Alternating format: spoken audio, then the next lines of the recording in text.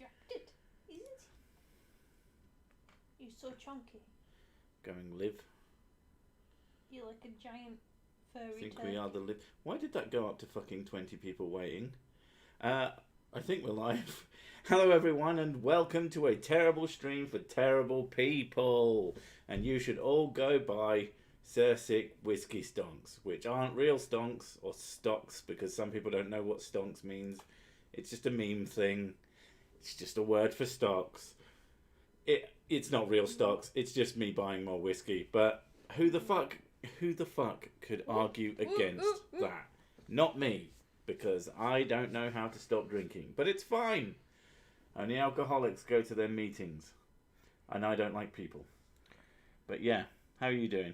A cat just rolled off me like a baguette.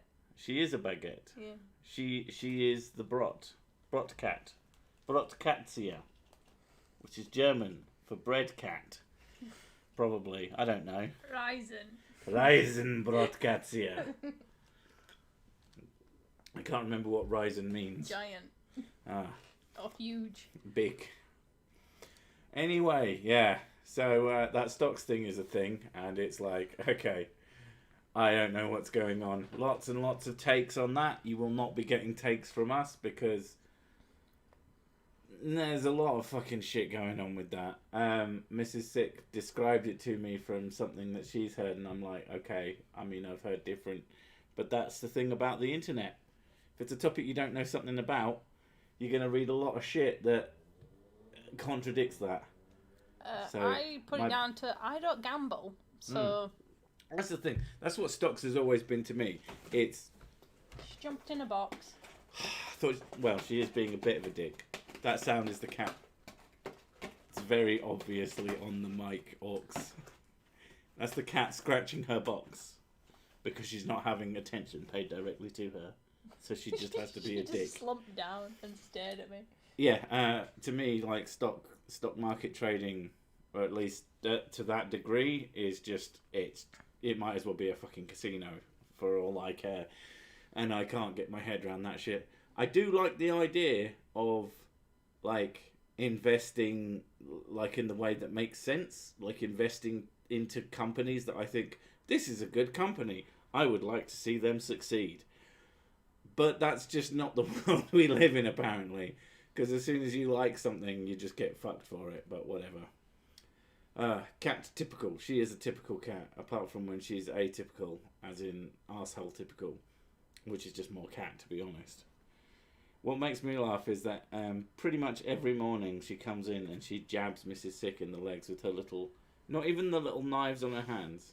Oh, Jerome, you sweet summer child. I'm a new sub because of the Braxton Hunter video. Yeah. Yeah, these aren't good. Run. They're called Terrible Streams for Terrible People. This is just going to be us talking shit for an hour. And usually if Mrs. Sick gets drunk, then two. If Mrs. Sick is sober, it goes for an hour. That's the general rule. Usually, yeah. Yeah. Yeah, buying more stock that exists to crash and burn is just being an asshole. Yeah, I mean that's how it plays off. Like, you get the stock investors going, no, you don't understand, blah blah blah blah. I don't fucking care. This is what it looks like. This is what you've let it look like for fucking years. Even if everything that everyone says about them being assholes is actually wrong and what they're doing is fine, you'd think you'd fucking adjust the optics on that and maybe not look like you're being criminals. I don't know. That's just how I would play it. Maybe I'm just an idiot. Okay, I'm just an idiot, but, you know. The whiskey makes the whiskey go down nicely. The whiskey does definitely help the whiskey medicine go down. But yeah, so buy Sir Sick Whiskey Stonks, which is just give me money to buy whiskey and I will drink it. I think everybody wins in that situation. I thought if everybody's buying stonks, I might as well benefit somehow, even if that means other people don't have money. I don't know. I don't care. It's just funny. Didn't know you had a partner sick. Only been a sub. Yeah. I won't really say I'm a partner. It's Mrs. More of a carer. Fuck you. Fucking opposite of reality. Is it fucking opposite day? I mean, is February 1st opposite day? I don't know. My 3 stock question. I don't know what these stock things are. Are they a bit like Stonks? Is the company old enough to drink in the US? Is their product a necessity? And 3, does it pay quarterly dividends? Oh, see, you say none your business. That sounds lots of business, and I don't like it. It may not be illegal, but it's sketchy as fuck. It certainly does sound sketchy. Just helped restock the precious whiskey stocks in your whiskey cellar. Oh, man. Oh, God, if we had a whiskey cellar, that'd be amazing. Oh, we wouldn't have it for long. It'd just be a cellar. I've just bought all these barrels of whiskey 2 days later. I'm just found dead. No, it's just a cellar after that. Yeah, I'm not even dead. I'm just very, very drunk. If we pay for whiskey, will you drink it on stream? I mean, I'm already drinking whiskey now. He drinks it on every stream. Yeah, pretty much. I would say, do something like, I'll drink a shot for every super chat, but I'm too old for that shit. Also, I'm drinking a whiskey liqueur rather than an actual whiskey at the moment, which some people find sacrilege. All whiskey is welcome inside me. That sounded a bit more sexual than I planned, but I don't care. It's whiskey. Whiskey can fuck the shit out of me. It regularly does. That stuff is clarty. Having a shot. It's the cherry one. Oh, you say having a shot of that. Yeah, clarty. Yeah. Well, for goopy. It's just the way you say clarty. Clarty. I don't say it in the. It's clarty. So, to me, clarty sounds like a posh word. When you say it, you make it sound so fucking common. You make it sound like a Porsche. I make it sound like vomit. Oh, I thought you were going to say I make it sound like a horse. Yeah, but clarty sounds like you just vomited. Oh god, I feel a little bit clarty. Exactly. I drove the Lamborghini Clarty down the road and crashed into a big pile of sick. Apparently, it was fucking disgusting, and there was a peasant there. I just couldn't understand. Just don't let the whiskey go up your arse. Oof. That'd be burning. Why the fuck would I do that? Oh, people who insert alcohol into themselves through... Oh, like people put it in their eyeballs and shit. I'm not convinced that that's a real thing. And then I remembered that human beings exist. It gets you drunk quicker. Oh, just drink it like a normal. It tastes nicer that way. The thing is, pouring I'm not convinced that that's a real thing that people actually do. Although I'm not unconvinced that it isn't, because people are fucking stupid. But if it is, either you'd want to have a nice whiskey that's not gonna be like paint stripper and really, really hurt, but then you should drink that because it will taste nice, or it'll be something fucking abysmal that you wouldn't want to eat, you wouldn't want to consume anyway, and it will hurt more. So I don't get the logic. I know that people do. They do. It's called boofing. Boofing. Because it goes straight into the bloodstream without having to go to the stomach first. See, that is a great... boofing to me is probably a sex word. Boofing just sounds like fucking someone. I don't know, when you boof someone, when it's kind of maybe hitting them. I mean, boof right in the chops. Yeah, boof is a striking word. But now that sounds like someone just squirting. But any striking word is also a sex word, so... That's true. I mean, apparently, fuck comes from the German fricken, which means to strike, because I live on the internet many years. And the history of the F word is still strong. Do you know what? I got hit with some weird nostalgia today. I got hit with some super fucking weird nostalgia that I didn't expect. And it was nostalgia for an emulator of all fucking things. Because one of the first emulators I ever played with was called Nesticle, which is, yes, a hilarious name. It was a Nintendo Entertainment System emulator. And someone did a video on it today saying how it was like a revolutionary... It was really fast and quite good for the time, but it ran on DOS. Sorry, just boof like a snog, but in the ass. Boof like a snog, but in the ass. I like that. Oh God, snogging. My darling. No, just snogging an ass. I think we call that tongue punching. Tongue punching. Tongue punching the fart box. I'm sure that's come up on stream before. Sexual innuendo is the best. That's not sexual innuendo. That's just fucking. That's sexual innuendo.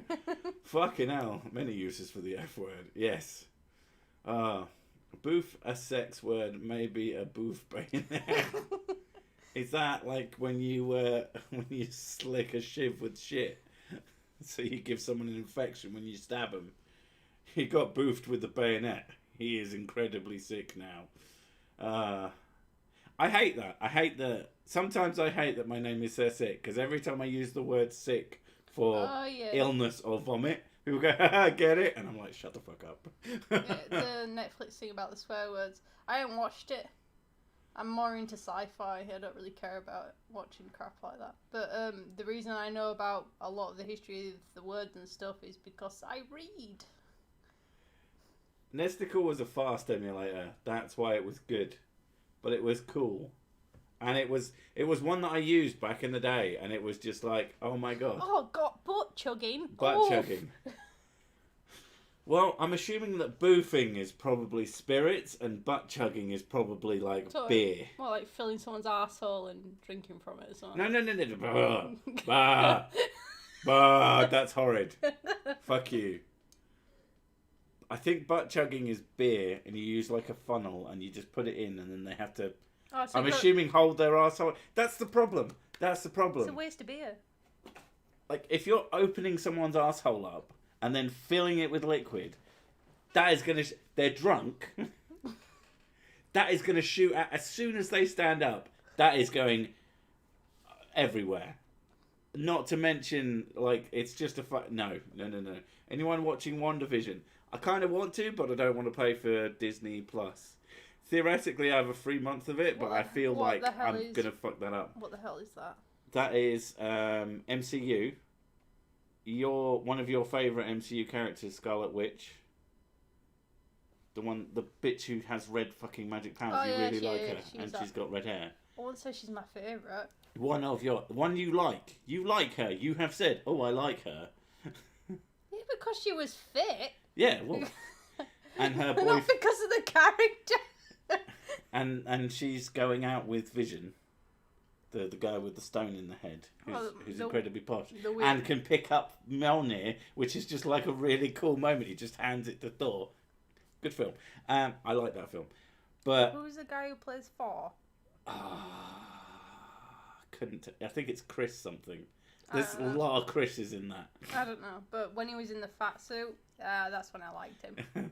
Sexy Thor. That wasn't fat Thor for you. That was hot Thor. That was sexy Thor for me. I'm like, wow, he doesn't have stupid six-pack crap going on. He's got a keg. That's look at the beard. Look at that. And you're like, I'm getting lost in that beard whilst tickling his belly. God of plunder. No bed. But yeah, so, and they have a relationship, and the whole point of WandaVision is, well, I don't know what their actual point is, but the advertising is as if they're like a 1950s there you go. couple. Chris Hemsworth. Chris Hemsworth, there you go. Yeah. That is quite a posh name. Oh, fucking Captain America made the names Chris Evans not complete cringe in this country, because we always knew him. We had in the UK. We had a Chris Evans, and he is nothing like the Captain America dude. He was a twat, famously, but kind of amusing at the time. He was a famous ginger. Who had thick framed glasses. Yeah, and he acted like a knobhead. Oh god, when he had that fucking radio show. Oh god. And they used to make fun of him for how he treated people. There was like this whole thing about, hit him. And like, now shit on it. Like, it's just horrible fucking... Oh, yeah, he was kind of megalomaniacal, and he went out with Billie Piper, who then went on to play Rose in fucking Doctor Who, and she went on her own little adventure. Yeah, weird times. Did we have a Chris Evans in the UK? Guess I'm too young then. Jesus Christ, you are too young for me, bro. If you don't know who the UK Chris Evans is, Jesus.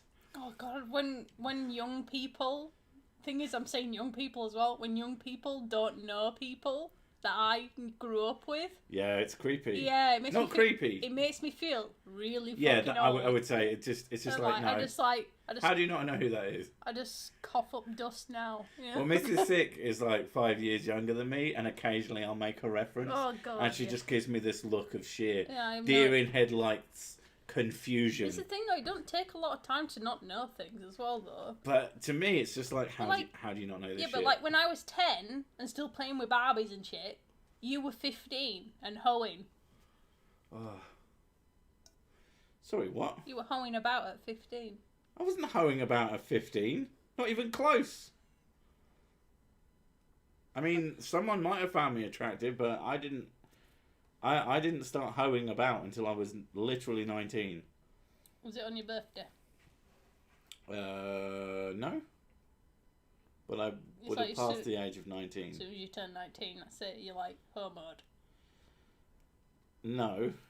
It's just... I think it's when you moved up north, wasn't it? It was when I knew... Yeah. Yeah, when you moved up north. I moved up north, and then I started going dancing. Yes, shut up. And then I started meeting women, and then I found a local metal club, and then I started meeting a lot of women who were really into gigantic dudes with long hair. Go fucking figure. And that's when I started, quote unquote, hoeing. I was always looking for a bird. I was always looking for a missus. I was never the guy just trying to fuck whoever. But she just criticised me for being a sexy person. Well, yeah, you went around hoeing. I didn't do that. I didn't do it on purpose. Y'all are hoes. Not my fault. I would have had a relationship with any of those women. I've said this before to lots of people that northern birds are really fucking easy. I was happy to have a relationship. I had multiple relationships. They didn't work out. That is not my fault. Like, I've said this to a few people before. I went, I'm not gonna get a girlfriend. I'm not gonna get a boyfriend. And I went, come up north. I'm never going to. Yeah, can't now because of COVID, but before. But before, yeah. Yeah, to be fair. But I think it was largely to do with my actually finding a local place that was my scene, as it were. Someone should Photoshop 6 hounds on a Sasquatch. I mean, that wouldn't be... You wouldn't need to do that. You already looks like that. I'm not that hairy. I'm not even close no, you're to not that hairy. I'm hairier than you. You're not hairier than I am. Everybody is hairy. You just can assume that because you have some hair. No, look how dark my hairs are, though. There's it's so much more. It's not even the same. Yeah, but like, look. You're such a twat about yourself. Right, look at my hands, right? Look at this. this. Radical's here. How you doing, man? Give me your hands. Give me your hands. Who's a hoe? Is that a hoe? Yes, he's a hoe. Right, give me your hands. Look. She calls me a hoe because, like, I'm super sexy and shit. My fingers are hairier than yours. Okay. Thing is, like, I look at my arms and my hands. You look fine. Right? And all I see is a female version of my dad. Because my dad is... Your dad has thick black hairs. My dad is really thick black hair. You're fluffy like people. Yeah. Everybody's fluffy. What is it? You need to get the fuck over Mediterranean hair suit.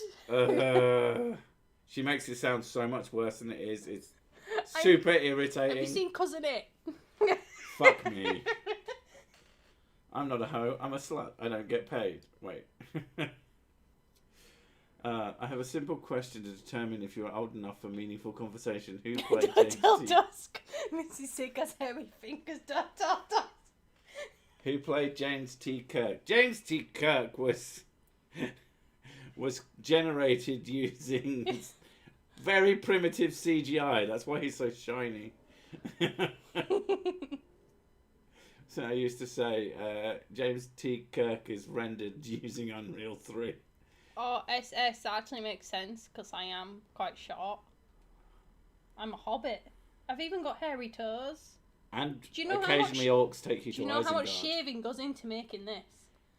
probably about as much as any I other bird. really want to get laser, because laser would be amazing. I bought you a laser. That's not a laser. That's an IPL. There's Baser. That's an IPL, that's not a laser. Sorry. Sorry. Is Mrs. Fluffy like the kitten jumping in the kitchen you posted on Twitter? That made me giggle my tits off. Just ready, tiny jump. And I've seen her do the tiny jump. I can't reach the top of the cupboard. Thoughts on the thing going on in Russia? There's a thing going on in Russia. I don't really pay attention. Is it Russians? Is it Russian hard base? Because that's the only thing I know about Russia at the moment. Because she keeps fucking banging on and on. I like Russian hard base. Yes, I am fucking aware. You should. Yay, Tusk! Oh, he's got rid of his piss sign. I'm sad now. It'll change now. Watch it. Change back. But yeah, I have no idea what's going on in Russia at the moment. I'm not sure I care. Make her stop. She's sounding like a troll. What, in general or in the way she's describing herself? I do live on a bridge. Does that count? What does she want to laser off? I think she needs to get laser eyes. Well, laser the head off, and then I can die in peace. In 1960, CGI was enough to fool everyone into thinking the Earth was round. Do none of you ever listen to flat earthers? I mean, what logical arguments could you have against them, apart from all of them? Peeps be protesting all over the country. Oh, okay. I'm assuming that's a good thing. I mean, I don't know. Every time how long has Putin been in power? A long fucking time. Yeah. I can't imagine that happened by accident and that he's just that good a leader. I find that hard to believe. Her toes, the hair tickles Six bum. She has accidentally kicked me in the arse. Hi, stopping by, even if I can't get the 15 ounce Oh, ones. for fuck's sake.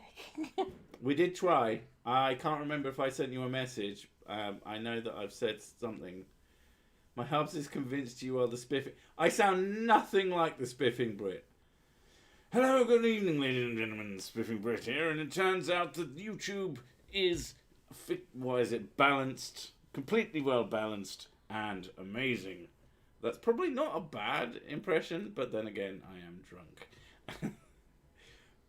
But I like the spiffing Brit. Thank you, Sammy. I watch his Skyrim videos. Despite the fact that we apparently can't get you a 15 ounce. I'm even tempted just to start up with the Teespring thing, because even though I don't like Teespring, but do they do the right cups? They don't do 15 ounce mugs. Then it's fucking useless to her.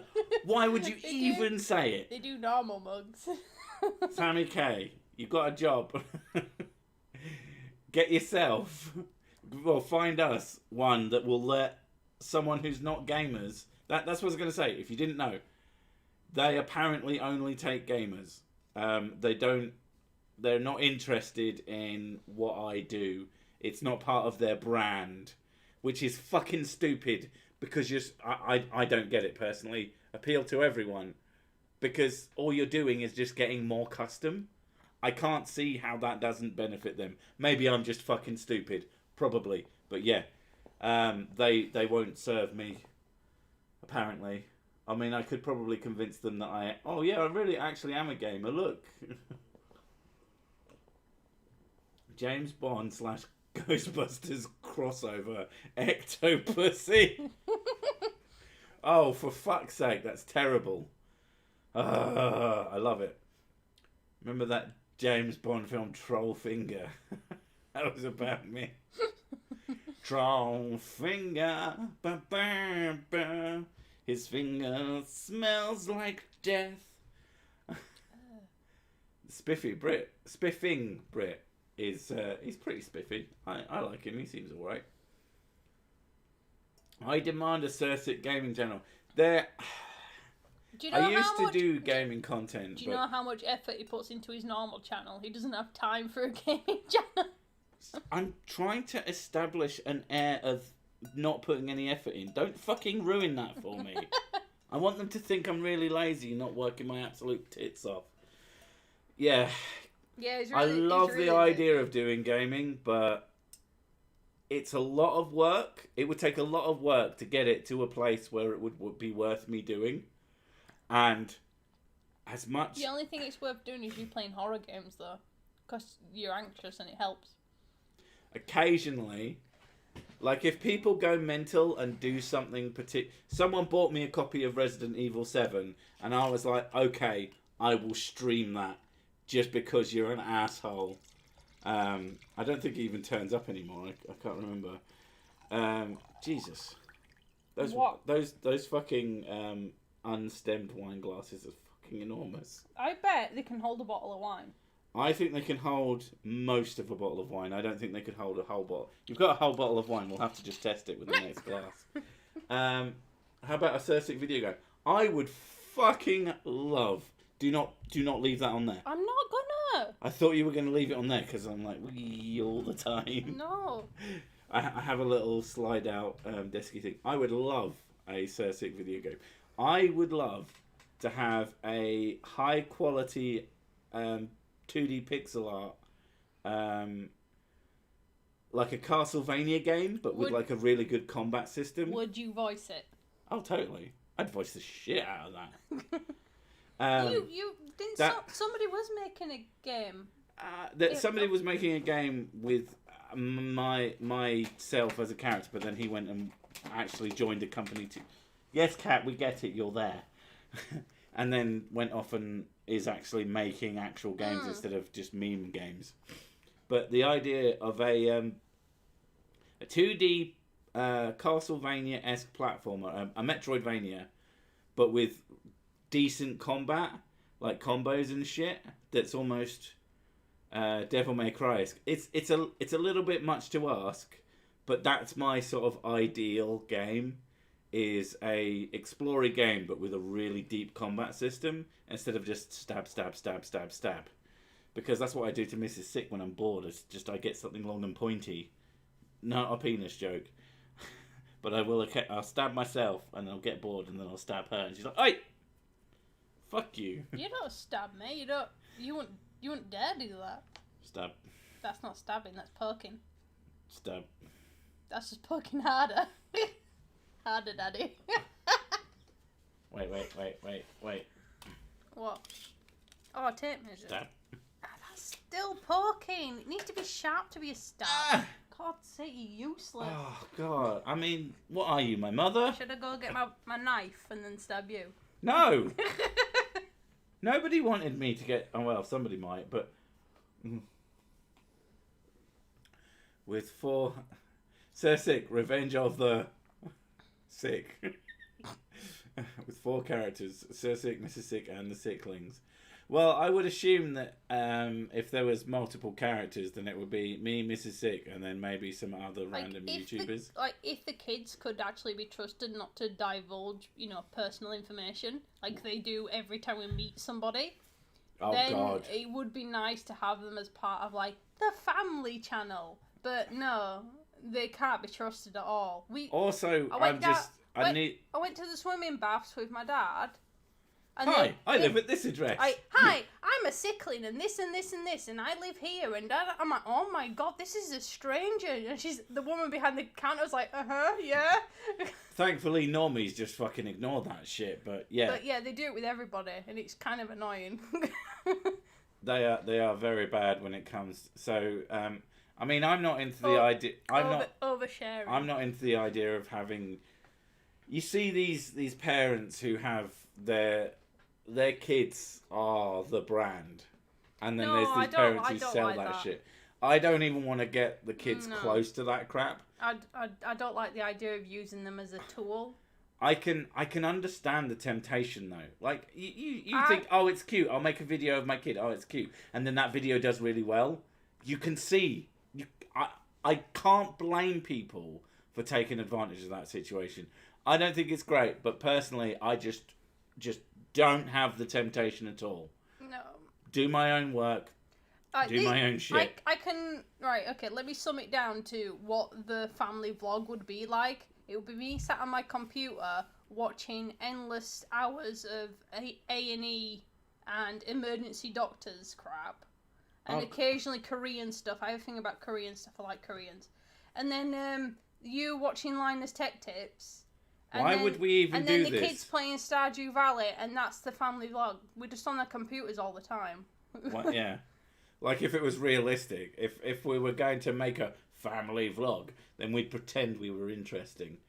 I don't know. I tried to get the kids to watch Despicable Me with me, and 10 minutes into it, they were already wanting to leave, and I convinced them to stay a bit longer. They lasted half an hour and then left. It wasn't dancing or drawing or just doing random shit on their computer.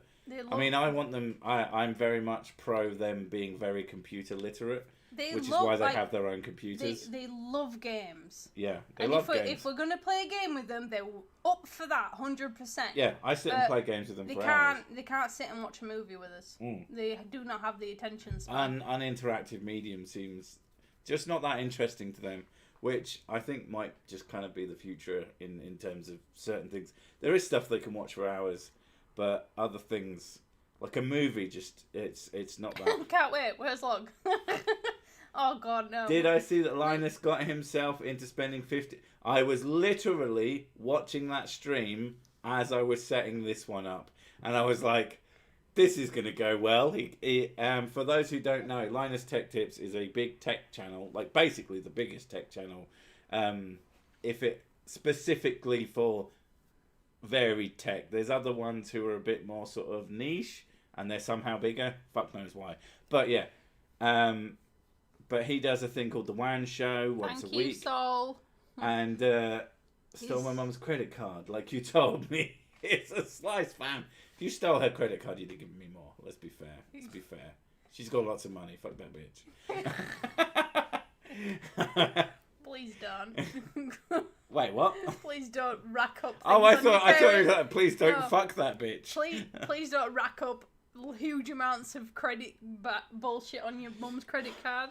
Oof. Everything said on the Certic channel is almost certainly a fucking joke. Don't do anything Sir Six says ever. He is a twat. Should we put a disclaimer at the bottom? Don't do it. That's all it needs to say. Don't fucking do it. Just don't. No. But yeah. Linus is the kind of guy who buys a $10,000 CPU and drops it. Yes, yeah, I saw that episode. We were saying this, like, he's so heavy-handed. Yeah. Well, I watched a video before watching the stream thing, and he had his kids help him water cool a PC, and they just poured water onto it, and I was like, oh, that hurts so much. Such pain. Many ouch. But yeah, he said, you know what, I'll match the super chats in this stream and times it by 5 and then we'll buy stocks. And in his brain, his stupid fucking brain, he's like, that'll probably like double the super chats. That's how the internet works, right? If you come up with an idea for something stupid, the internet won't then immediately jump on that and spend money on something stupid. That's not how they gave him they gave him more than 10 grand. He had to cap it when he realised he was a fucking idiot. He said, okay, I'm going to have to cap this at 50k because otherwise my wife is literally going to kill me. It was fantastic. He even called his wife during the stream. Oh, Kurt, don't say things like that. What? If David Icke was an MP. Oh, fucking hell. Oh, if David Icke was a person, Jesus, can you imagine? Right, and not a lizard, man. I really need a wee-wee. Wait. What? Oh my god, dude. I love the fact that you've already backed up Miles. Yeah, because I already know you're huge and I have to back up Miles. Oh, there's a good burp. Wait. Get up. There's another one. Oh, you're all welcome. Oh, they smell too. Oh, for God's sake, get up. Oh, I did another one. I need the toilet. Get out of my way. I can't. There's a screen in my way. Oh, you're such a person. You're a fucking lumbering twat. Ow! Yeah, you got a smacked ass. That's what you get. Calling me a twat. Right. Okay. Oh, time for the good chair, yes. It hasn't got a back support on it though. Oh no, he's taken the lumbar support off. He gave his lumbar support cushion to me. And I've been sat on my chair all day with no pain, and it's amazing. Oh my god, I love this chair. I want it. is David Icke a real person? When I was in the Wooverse, and even when I was in the Wooverse and I was into the whole crystal healing and I was never into homeopathy. I thought that was bullshit, but for some reason crystal healing was okay. And I used to watch videos on him, and I used to think like he looked slimy as shit, and there was just something I just could not agree with him at all, and it never appealed to me to watch him properly. And then the whole thing about him encouraging cancer patients not to take the medication and stuff, and I was like, I knew there was something wrong with him. British are so cute when they think their politics aren't what? Oh. Don't tell me to get out. Get out of my fucking chair. I need to sit. Wait, I don't care. Please don't. But right.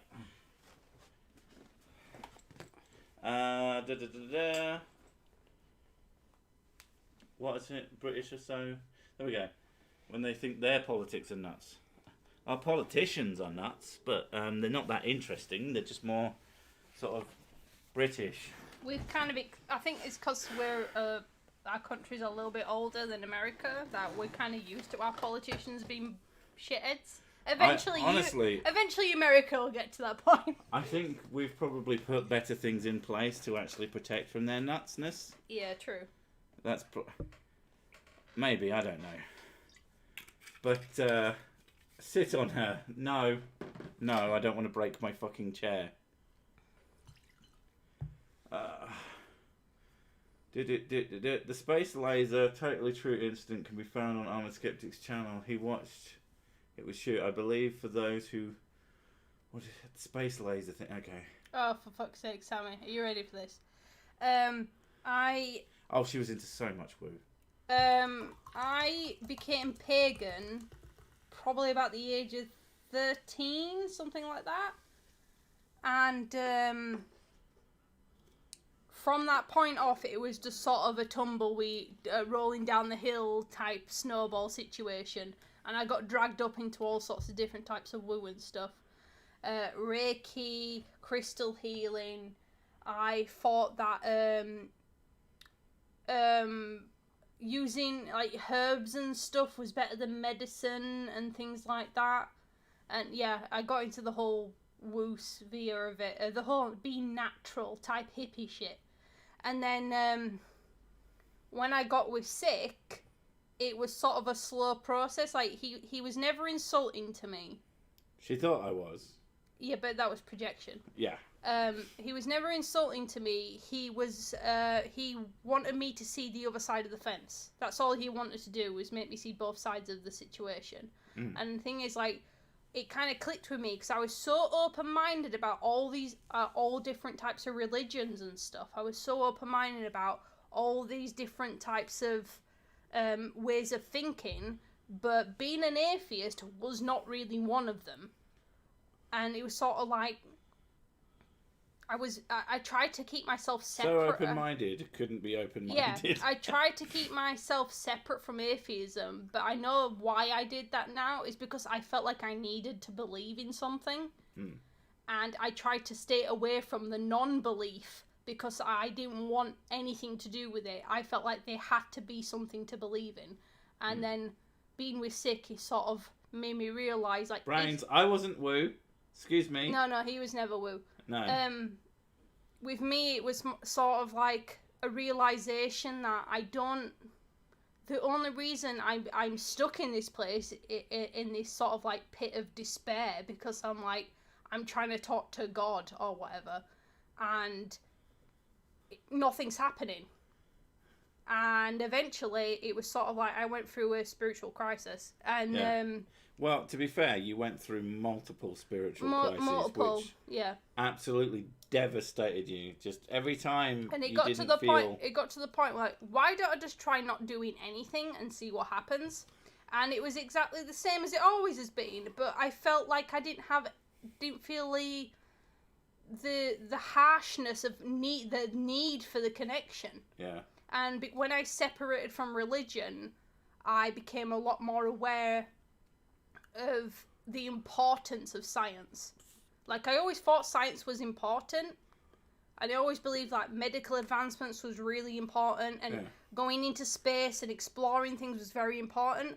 But the extremeness of that came after the fact that when I left religion. Yeah. It was like... Well, you dove head first into the science. I was like, this... Oh, shit, this is actually interesting. I was like, this is more interesting than religion was. Like, the fact that, you know, the comparisons of the sizes of the stars type thing. And I was like, I got awe from watching that, from actual physical things in space. I got more awe from that than I ever did in religion. Yeah.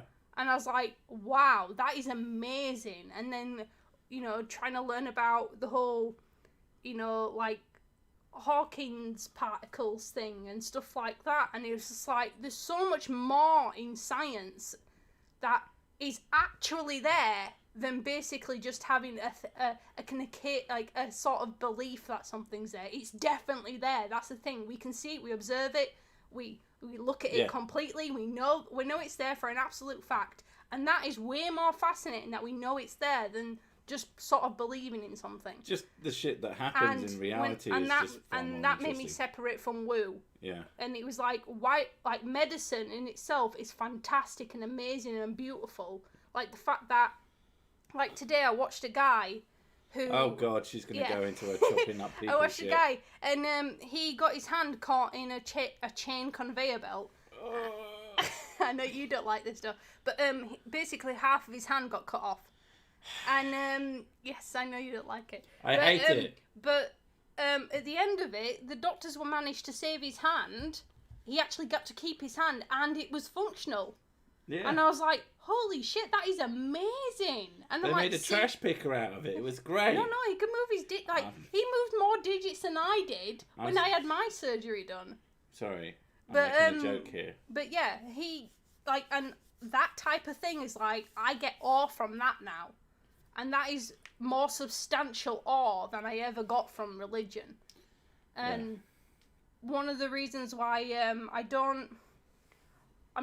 try not to be, like, really kind of harsh to people who are religious, but I make them see, like, yes, I was religious for many years. I was, like, religious for, like, 15 years. And when I came into more atheistic views and stuff, it doesn't take away from the awe of the universe. Yeah. I get, because of Mrs. Sick, or partially because of Mrs. Sick, and just because I'm, like, strangely enough, actually a decent person. But, like, I'm not too harsh on religious stuff. I've been criticised for it by people who are just kind of twats, is the only way I can really put it. Like, you don't have to be full on, in their face, you are scum for believing in God or believing in your religious shit, and just acting like a massive asshole about it. These people didn't come to these conclusions generally from absolutely nothing. They have a reason to believe it because they're people. And acting like a massive asshole about it isn't going to make them... Like, I very specifically, basically in a self-deprecating way, use the God doesn't even real. Like, the point of a phrase like that is it's such a stupid way of saying it. The point is, I mean, my last video, I made a PSA because it's been pissing me off so much to have, like, people who otherwise completely get the brand of the channel, as it were, where I'm an idiot, but I just say what I think, and I say how I see things. And they're, like, happy, they're laughing along, you know, anti-fucking crystals, and, you know, making fun of people who think the earth is flat, and all this other shit. But as soon as it's specific, especially because usually when it's a video about atheism, it's very specifically it's gonna be one of the Abrahamic religions because it's something that I understand, something that I know enough about to be able to have a conversation about it. And I make the God doesn't even real thing in there, and suddenly they're really upset about it, and they're like, I hate it when you make these kinds of videos. Their reasoning, like, that's like their entire reasoning is, I don't like it. It's like, fuck off. I'm actually really nice when it comes to religion, but if someone says something stupid, I'm going to criticize them. I'm not bad-mouthing God. I've heard that one so many fucking times. I don't say shit about God. The fucking fictional version of God is an asshole, which is a fact. What can you prove that you are not just a voice in my head? I am just a voice in your head. I just read that though, but speaking of voices in heads, I frequently hear voices, and it's not like they don't tell her to they burn don't tell me things. to do things. They're just random noises, like random phrases and shit, and I tune them out quite more commonly now. But before, when I was religious, I focused on them like they were secret messages from things, like from ghosts and shit. And I had this deep belief that I was very important in some way. Not in like a grandiose type with like I'm the son of You were slightly more important than anybody probably is. I thought the gods were talking to me, that made me important. Or ghosts were talking to me, that made me important. And the reasons probably why I thought that I was important is because I had a lot of trauma when I was younger. And I needed to feel like I existed for a good reason. Yeah, there was a... And because of that, it led me into... No reason to exist is scary and hard. And it made me believe this thing That's a fun thing about a lot of strongly religious people think that atheism is the easy answer when it literally isn't. No, God was the easy answer for me. But Bill Ashby says, everyone has their own personal woo, which they get offended by. Everyone thinks they're rational till they're not. And I like that. But you say God does not exist at the end, and I don't care about that. The woos that really get my fucking jimmies up are things like, and I'm probably going to piss someone off now, and I don't care. But chiropractic is woo. It comes from woo.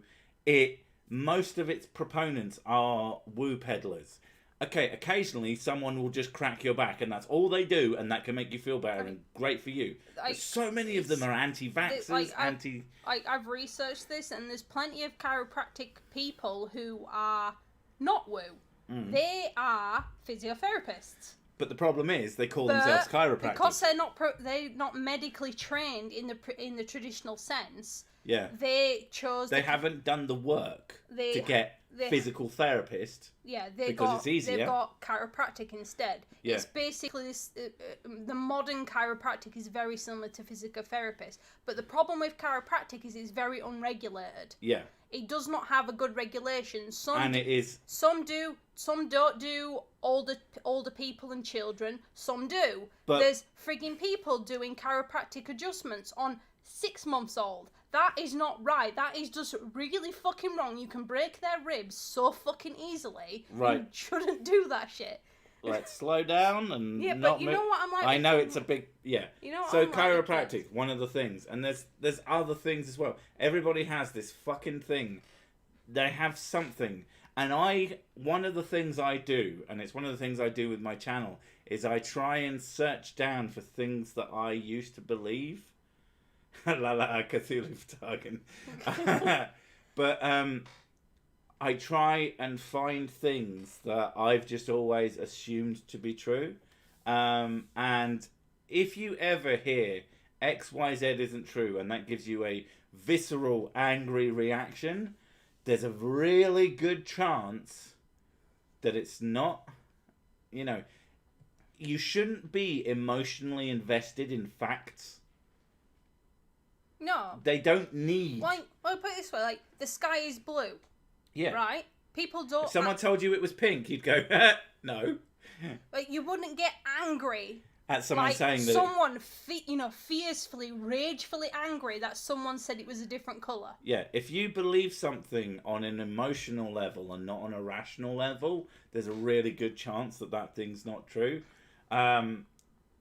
So you have to sort of... That's how I function, and part of what I do actually try and piss people off, shockingly, but not in a bad way. I want people to examine their beliefs, and I don't want to be up my own arse about how good and clever I am. I've had people accuse me of all sorts of shit. But like, I don't take myself seriously, but I do understand people as a concept. Like, the sky is made of Smurfs. That wouldn't surprise me. That's what what do they call it now? The firmament, the Smurfament. Someone said, how much is placebo effect on things like acupuncture? Thing with acupuncture is it's really relaxing. They've got the, like, usually, not always, but they've got like this, it's the atmosphere, and it's called the therapeutic effect. So my understanding of acupuncture's effect is the effect of stabbing people with things is a psychological effect that can relieve pain and do other things, but it has absolutely nothing to do. Acupuncture says you stab them here, here, here, and here. The science says you stab someone and it will have an effect. So acupuncture is fucking woo and is kind of a placebo effect. At the same time... So basically, true acupuncture is the idea that if you stab people in certain places on their skin, it can specific places in certain patterns. It can redirect ki. Needles are the opposite of relaxing. It can redirect ki to different places that need healing on your body. That is what acupuncture is. Yeah. It's redirection of energy. Which is bollocks, as we all know. But stabbing someone. Laying down in a nice relaxing environment and someone basically doing things to you gives you a placebo effect, and it's a therapeutic effect of like, I feel a lot better for having this done than I did otherwise. But I'm saying the therapeutic bit is actually not the only bit, but the specificity of it is bollocks, and the stabbing people with things. So basically, you could potentially just knife someone and have basically the same effect.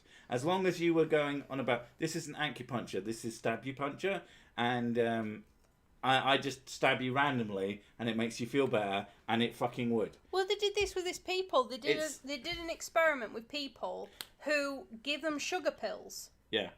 And they gave people sugar pills, and they told a group of people, these are painkillers. And they said, so yes. So we just talk about placebo effect. Yeah, I felt better from doing this. Yeah. And then other people, they told them that they were sugar pills, but take them anyway. And they said, I still felt better after it. Yeah, that's how the placebo effect works. Even if you know it's a placebo, it still has an effect. So even if you're skeptical going into things, there's still a chance that it would help you. So the other thing with acupuncture having an effect is the concept of, I think it's an analgesic, something like clove oil.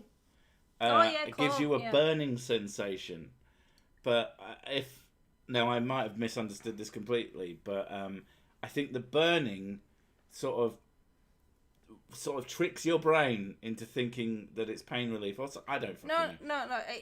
When you feel a burning sensation on your skin or your flesh, your brain releases the pain receptors. So I'm assuming that the stabby bit of it that actually makes people feel better is basically the same thing, but it doesn't matter where you stab them. But clove oil is also antibacterial, so it helps. It actually does have an effect. It has a medical effect as well as the analgesic is the pain relief. But the actual pain relief is because of the burning sensation. Yeah. Your brain goes, this is burning. It's the same thing when you eat chilies. There you go. Getting poked by needles gets your body to produce endorphins. Yeah, that's it. Ain't nobody analgesic. Analgesic, different. Oh my god, can you imagine putting clove oil up your ass? All this does, right? All this does, for me anyway, all this says is like how amazing your brains are. See, I have the complete opposite reaction. It says to me how stupid your fucking brains are. Well, yeah, but... I got stabbed. Oh, I don't know, pain relief. What's that? Yeah, but that's You've got toothache. Though, like, I'm not going to release any pain relief. Your brain does things that you don't even consciously think of doing, which is pain relief. In certain situations. Toothache. It goes, no, this is fine. Well, no. This is fine. You're like screaming in pain. Oh, no. Toothache is horrible. But then you put a little bit of Bernie juice on the gum and it goes, oh, pain relief. Stupid me. That's how I fucking see it. brains are fucking dumbasses. I think when it's a burning sensation as well, your brain naturally tries to numb it because, you know, fire hot, fire hurt, you know, caveman times. Aliens are 50% woo. Yeah, well, basically, aliens visiting Earth is 100% woo, as far as I'm concerned. Because any aliens out there...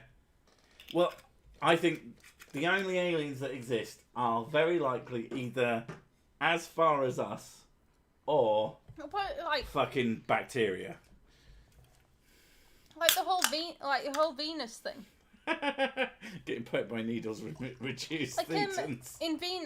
On Venus, they found evidence of residue of organic material that was used to be there, type thing. Yeah. And I was fascinated by that, Well, I was like, all the experts were saying like, it does not mean there's life on Venus. Do not get this mixed up. All it means is that there was once life on Venus, like the thing that and life is a very loose term. Life is a very loose term to them, but all the frigging news articles that were out, like life on Venus, blah, blah, blah, blah, and I'm like, no, like frigging clickbait shit, and it annoys me. One of the things I've been to the Roswell Museum, it's hilarious. I bet it fucking is. When it comes to understanding like life, you have to do it. Whiskey is the juice of the whiskey plant. That's not untrue. It's not untrue. But I have a thing like you have to understand the whole virus thing as well that came into it. Like, is virus alive? Yeah. Well. Yeah, exactly. It depends. As far as the scientific consensus is, they are more mechanical than they are alive. But as a layman, the way I look at it, like, they're more alive than a rock is. Yeah. They're more alive than the ground is. But they're sort of in between those 2 points. They are a different thing. They are as alive as your fucking computer is, as far as I can understand it. They're like a... But they do evolve, which is interesting. Yeah, like they're a life form. They're a lime form, which is kind of half not like they're programmed by instinct. I can't remember what the distinction is. Yeah, it's so strange because some of them are spore producers like plants. Yeah, and other them invade human. They need human. I'm flesh. sure someone will correct the shit out of us in the chat. Listen, motherfuckers. Your stupid definitions are dumb. But yeah, I in terms of the alien thing, personally, I think it's stupid to think aliens do not exist at all. But I think it's also stupid to think that they have a personal relationship with humans. That is kind of weird, especially... I think it's incredibly unlikely that spacefaring aliens exist. In the way that you think of alien invaders. Put it this way, the likelihood that human existence or life on Earth existence. Well, it's more about how fucking big space is. Yeah, but that's the thing, if there are aliens who can travel space, they probably could never get here. The likelihood that Earth, the way it is, the fact that it's slightly tilted, the fact that it's in the middle of fucking nowhere. It's just the right distance from the sun, and the fact that it has the moon, the satellite, so it can help with the tides of the moon. Is the stains of the universe. But no one gives a shit there's about so many things to do with our planet that is just it's so coincidentally right. Do you know about? Well, it's actually more likely than it seems. Like there are 4,000. There's other planets as local Earth-like. There's other planets. ones as well. There's a planet near Andromeda. That they found that it's about twice the size of Earth, and they say it kind of looks like Earth as well, and it does have water on it, but obviously we can't go there and check if it's got life because it's fucking miles away. And what if you got a really big telescope? That's the thing as well, though. People got to keep thinking the whole space travel to go to other planets. You get that Canon camera that the flat earthers love so much, and you turn the zoom up.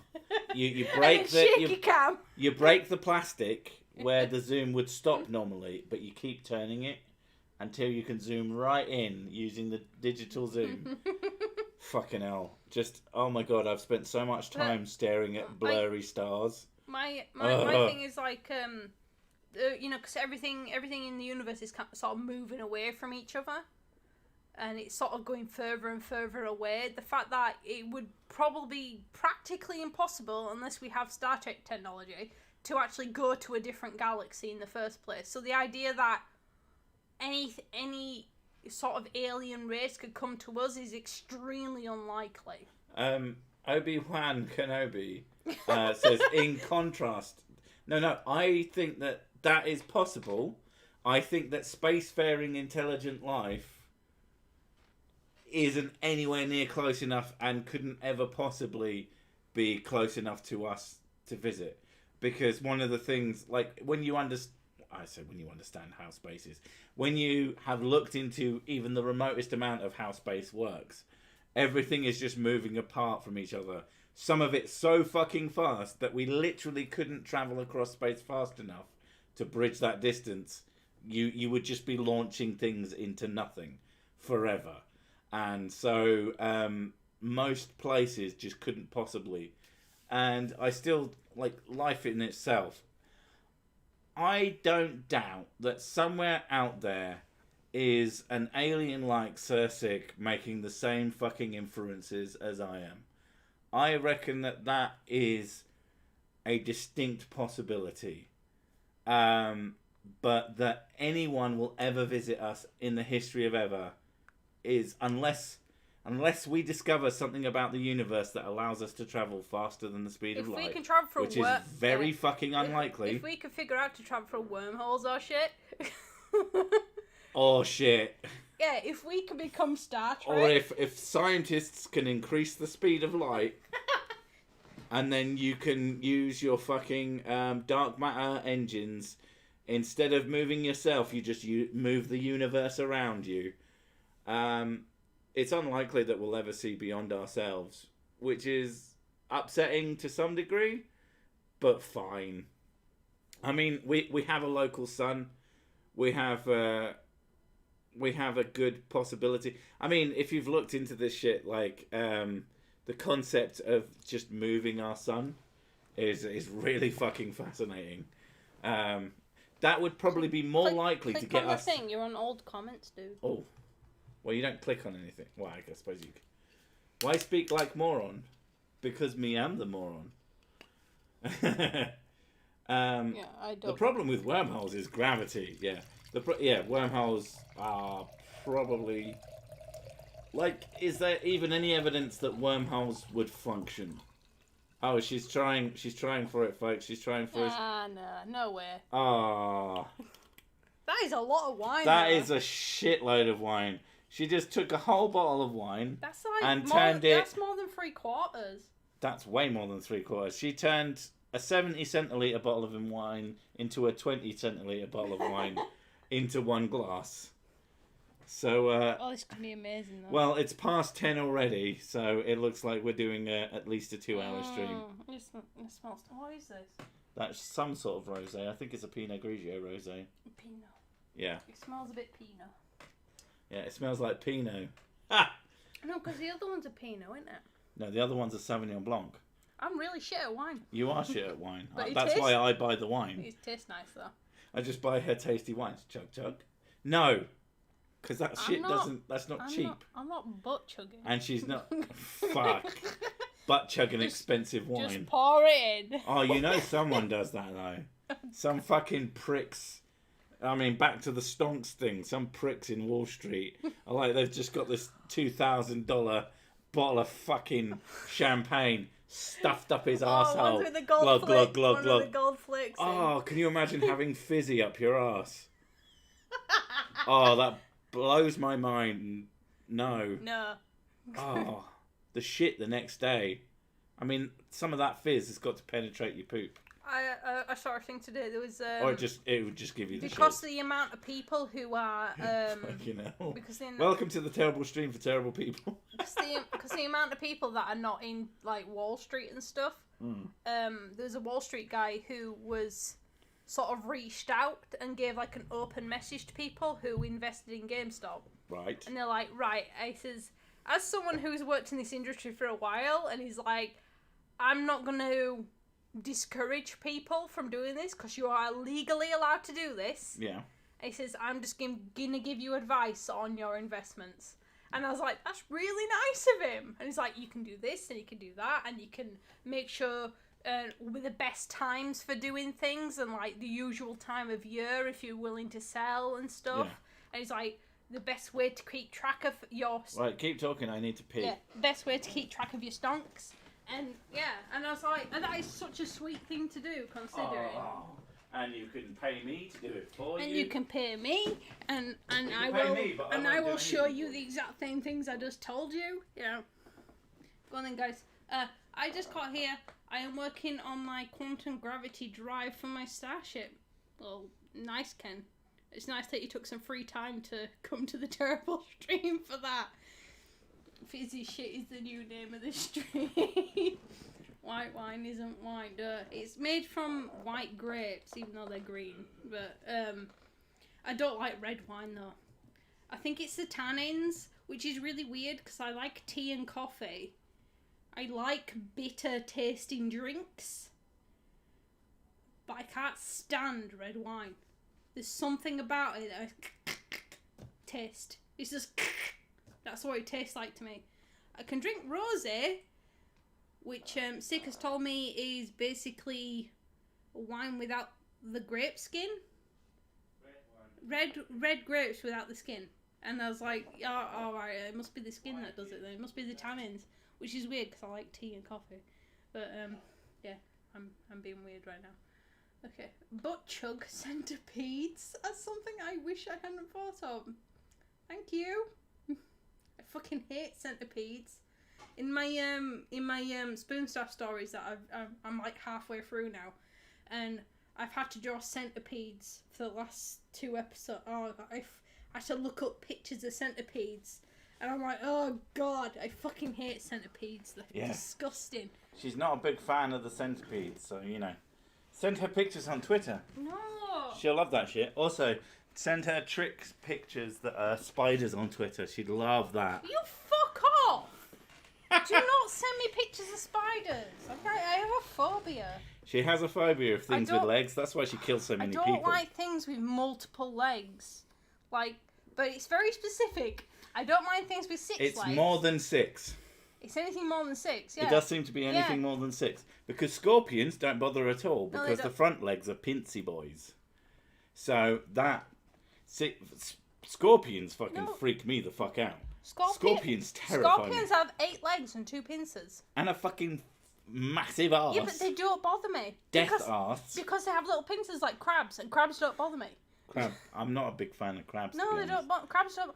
Because I just know I'm going to get anywhere near them and they're going to fucking... It baffles the fuck out of me as well. I don't know why they don't bother me. Because they've got 8 legs. No, but crabs. Yeah. Crabs have 8 legs, don't they? Well, they have 6 legs and 2 pincers. They have hands. That's the thing, though. It's the hands. They have hands. It makes it so much nicer. See, Godzilla 42 is right. He hates scorpions. Yeah, I know scorpions are dangerous. Do you know what really bugs me? Hook the boo box. Fucking hate that shit. Oh my god, the big fucking scorpions. No, that's a big fucking nope from me, bro.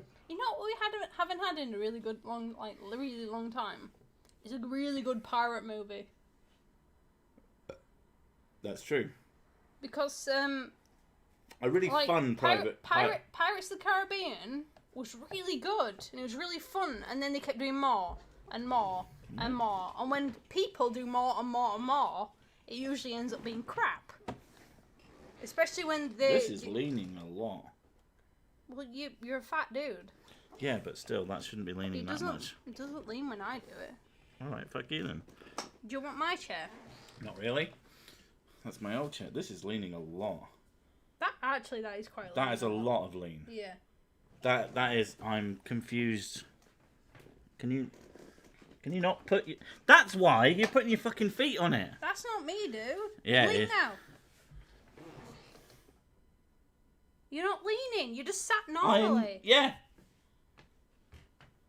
Yes, you're causing me to lean. Stop putting your feet on my chair, you crazy bitch. I have to put my feet up. My hips hurt if I don't. You have a fucking stool. Get your own. Fucking, I thought there was something wrong with the chair. It's just this bitch. Jesus. Well, now you know it's just me. No, because you'll break my chair. I'm not gonna break it. I've already broken one of these because I'm fat. I don't need extra fat. Thank you very much. Lose weight then. Just get your fucking stool and you put your own feet on your stooly boy. You had me paranoid then. Are you gonna come running with me tomorrow? No, I'm gonna do Beat Saber. I can't run with you. I can't go on the treadmill. I'm too fat. You come on the spot. I fucking hate that shit. Because everything moves. Yeah. Yeah, I know the feeling with my tits. I'm a bit drunk. Apparently so. Don't put your feet on. I'm not putting my fucking feet. I thought you were going. You lifted your foot up. I was like, she's gonna put her I'm foot. folding my legs. Okay, that's fine. Calm your fucking passions. Stooly boy. Stooly. The winged hussars arrived. Okay. Someone put this on Audible. Can you imagine? It's titled Domestic. Have fun, guys. No. That's not what we're here for. No! We're here to have petty little arguments about people putting feet on the edge of chairs and making me paranoid. I honestly don't know why people turn up to these things. Like 80% of it is just me and you arguing. I just love the fact that I was sat there leaning back, getting really confused about it, and you were sat there with your feet. Stop. I'm leaning away from it now because I'm fucking paranoid. But I need you not doing that because it will break the wheels. I barely put any weight on it. That's the thing. It will break the wheels. I don't know. I just barely touched it. I don't care. Just do as you're told. Did for NASA fuck's miss sake. a trick today? During the spacewalk, they accidentally shot a CGI image of the flat Earth and immediately cut to control. That sounds about right. Quality entertainment. Quality. Let's have some quotes, please. And entertainment. Let's have some more quotes, to be honest, please. though, we used to have fake arguments when we went out as well. Oh my god, we were the worst for that. We haven't done it in a while for some fucking unknown reason. For Gary, Gary. But yeah, this shit where we're just being arseholes to each other is basically what we would do around shops constantly. And just, it was 90% slightly older women just ducking out of shop to laugh. Because it was rude. We were in. They didn't want to make it clear that they were listening. What was it now? We were in a local shop. Doesn't matter which local shop. A local shop. Yeah. Okay. We were in a local shop, and then This is why your stories are so long because it doesn't matter where we were. I know, but it's a female thing. Just define the thing. Okay, we're in a place, and I was looking at. We were existing on a planet. I was looking at like DVDs and stuff, and you started like saying about looking at games and things, and I started having a go at you because you were taking too long looking at the games, and I wanted to go. And then you went, "Shut up, bitch," and I was like, "Oh, is this how it is now?" And I was like, and I said, "Shut up, you fat cunt, you can barely bend down," or something like that. And this girl walked past and she was covering her mouth, like, not to laugh. And I was like, "Oh, right, yeah." And I was like, because I just do it. I think it's banter. That's the way I think it as. I don't really think about We have many bants. I don't really think about other people around me when I'm doing it, but the fact that it's the first time I realised that somebody was affected by what we were saying. And yeah, it's just me insulting him constantly. In high school, my friend and I assume, faked fight. And as soon as the teachers came running before he reached us, we shook hands and walked away together. See, you shouldn't have shook hands. You should have held hands. Just held hands and walked away and like skipped down the hallway. That would have been fucking hilarious. Especially your teacher wouldn't have fucking known what to do. I used to deal wines. If you like white zin, then you would love Picpoul de Pinot. About £3 more. £3? I love that. No, £3 more. All right, no. That is an Never extra. mind, that's too expensive. That is probably in the sort of £8-9 range. I don't know, how much do these wines cost? The Sauvignon Blanc was about £8, and that one was about £6. I know that I have quite expensive taste. Yeah. You know, She recently realised that she wasn't picky. She's just been fed shit all of her life. Yeah. She likes fish only if it's good fish. Yeah, my mum... Or tuna. My mum used to make this fish pie, and she called it her famous fish pie, which because your mum's a bit of a twat. Yeah, she used... Self-admitted twat. She used processed cod blocks. They were literally bricks. Processed cod blocks. And that's what I called them, because they were fucking horrible. No, it's just that's the next Activision game. And they Processed cod blocks, they Modern were frozen. Warfare. They were frozen, and she used to cook them, and not for long. With quotes. And then she mixed them with loads of mash, so like potato mash, and then swede, which is turnip mash. So she didn't even make a decent white sauce. Fuck me. No sauce. There was no sauce. No wonder you fucking hated her pie. And I used to eat it because it was fucking disgusting. With tons of ketchup. And I used to eat it with shitloads of ketchup because it was actually flavour. There was no flavour to this. She didn't season shit. Yeah. And I realised after many years that I'm not picky with food. She realised after meeting me and I like food. The taste of things. She used to make fun of me as well. My mum used to call me really picky because when I was at my dad's house, we used to make fajitas and spicy food and things with flavour and lots of different types of flavour. And I was like, I really love spicy food. And I thought it's just, I thought it was just because, I'm really into spicy food and that's it. It's because you liked flavour. It's because I like flavour. I like to taste my food. And the only thing your mum would ever buy with flavour was curry. My mum, and that was from a takeaway. Yeah. And everything my mum made was always really bland and plain and unseasoned.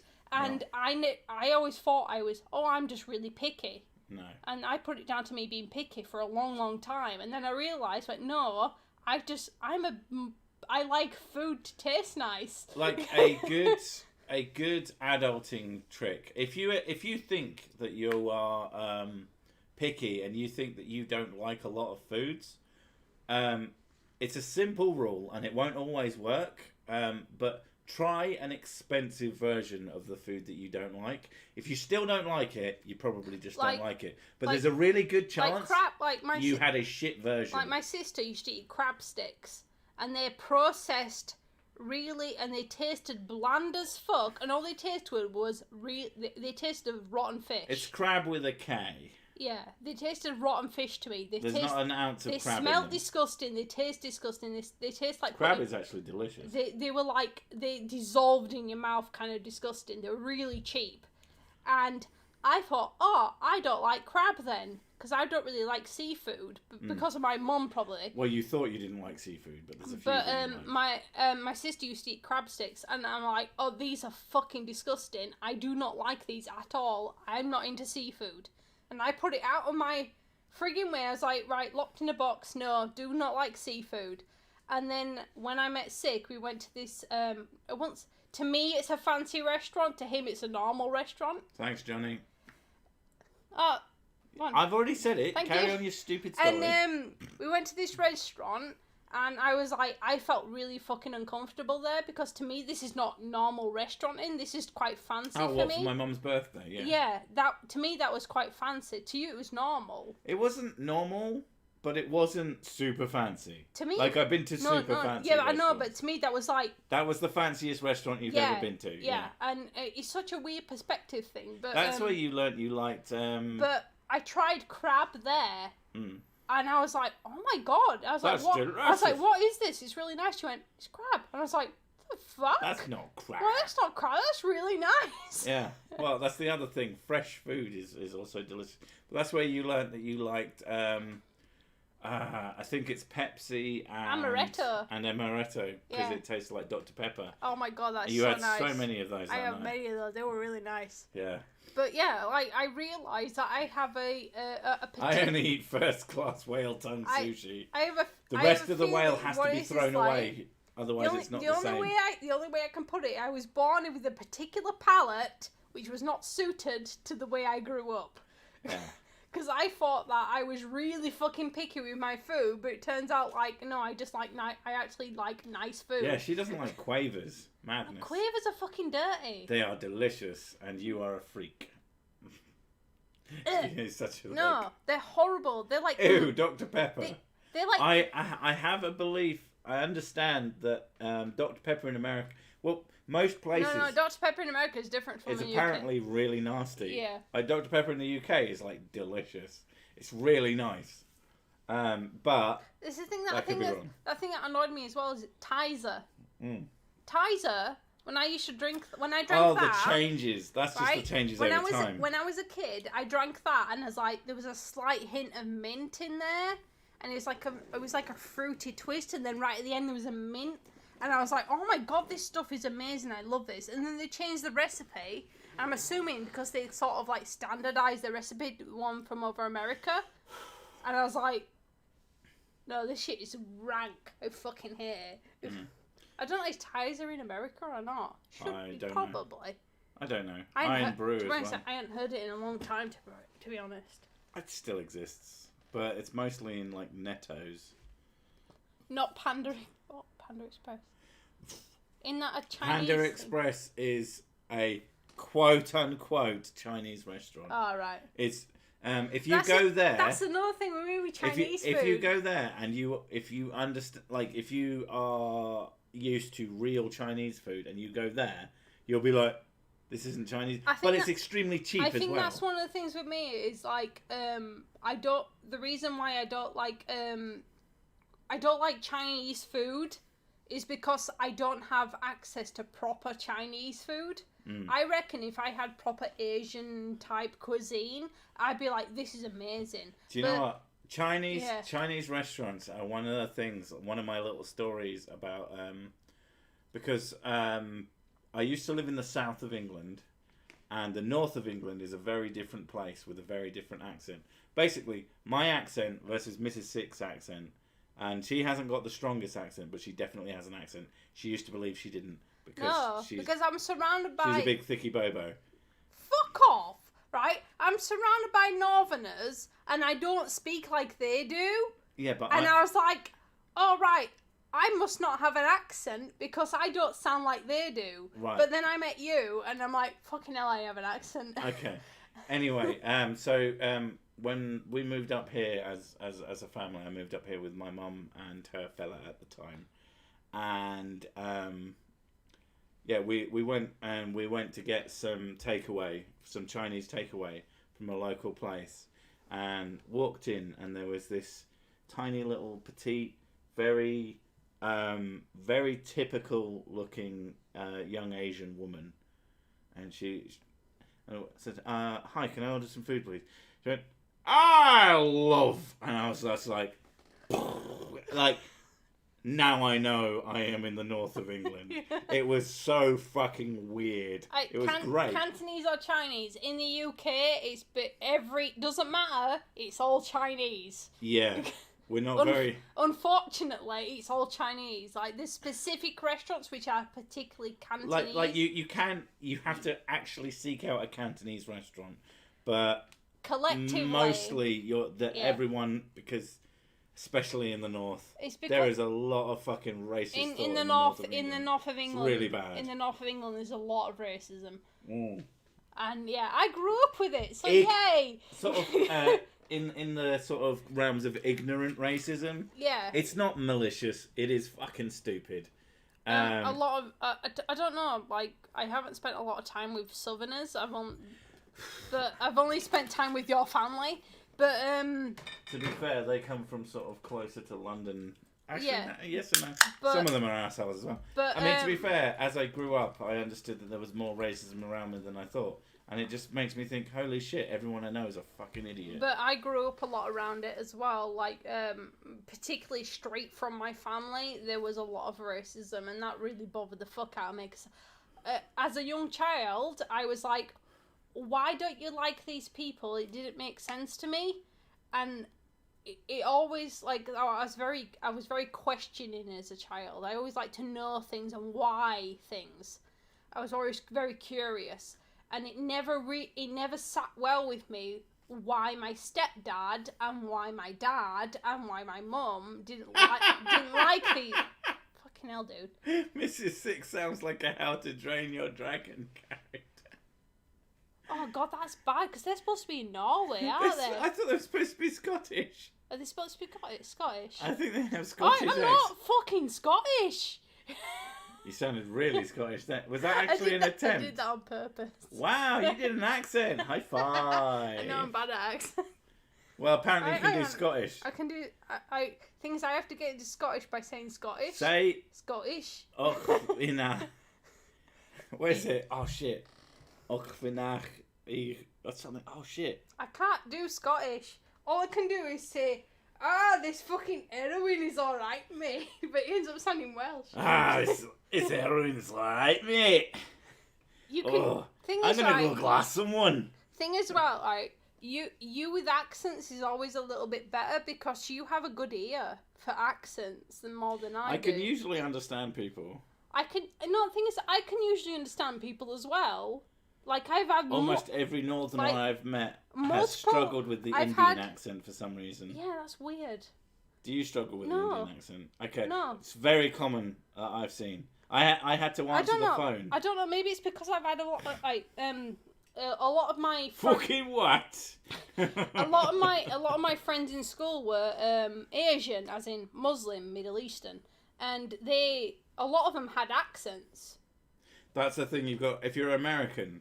Asian is Oriental, or sort of Japan, China, Korea kind of area. In the north of England, this is something that it took me ages to understand. Asian meant Middle Eastern, which confused the fuck out of me for years. In Yorkshire, there's a huge community of Middle Eastern people. Yeah. From Pakistan. Sort of ethnically, you might say. Pakistan, Iraq, Iran, Afghanistan type areas.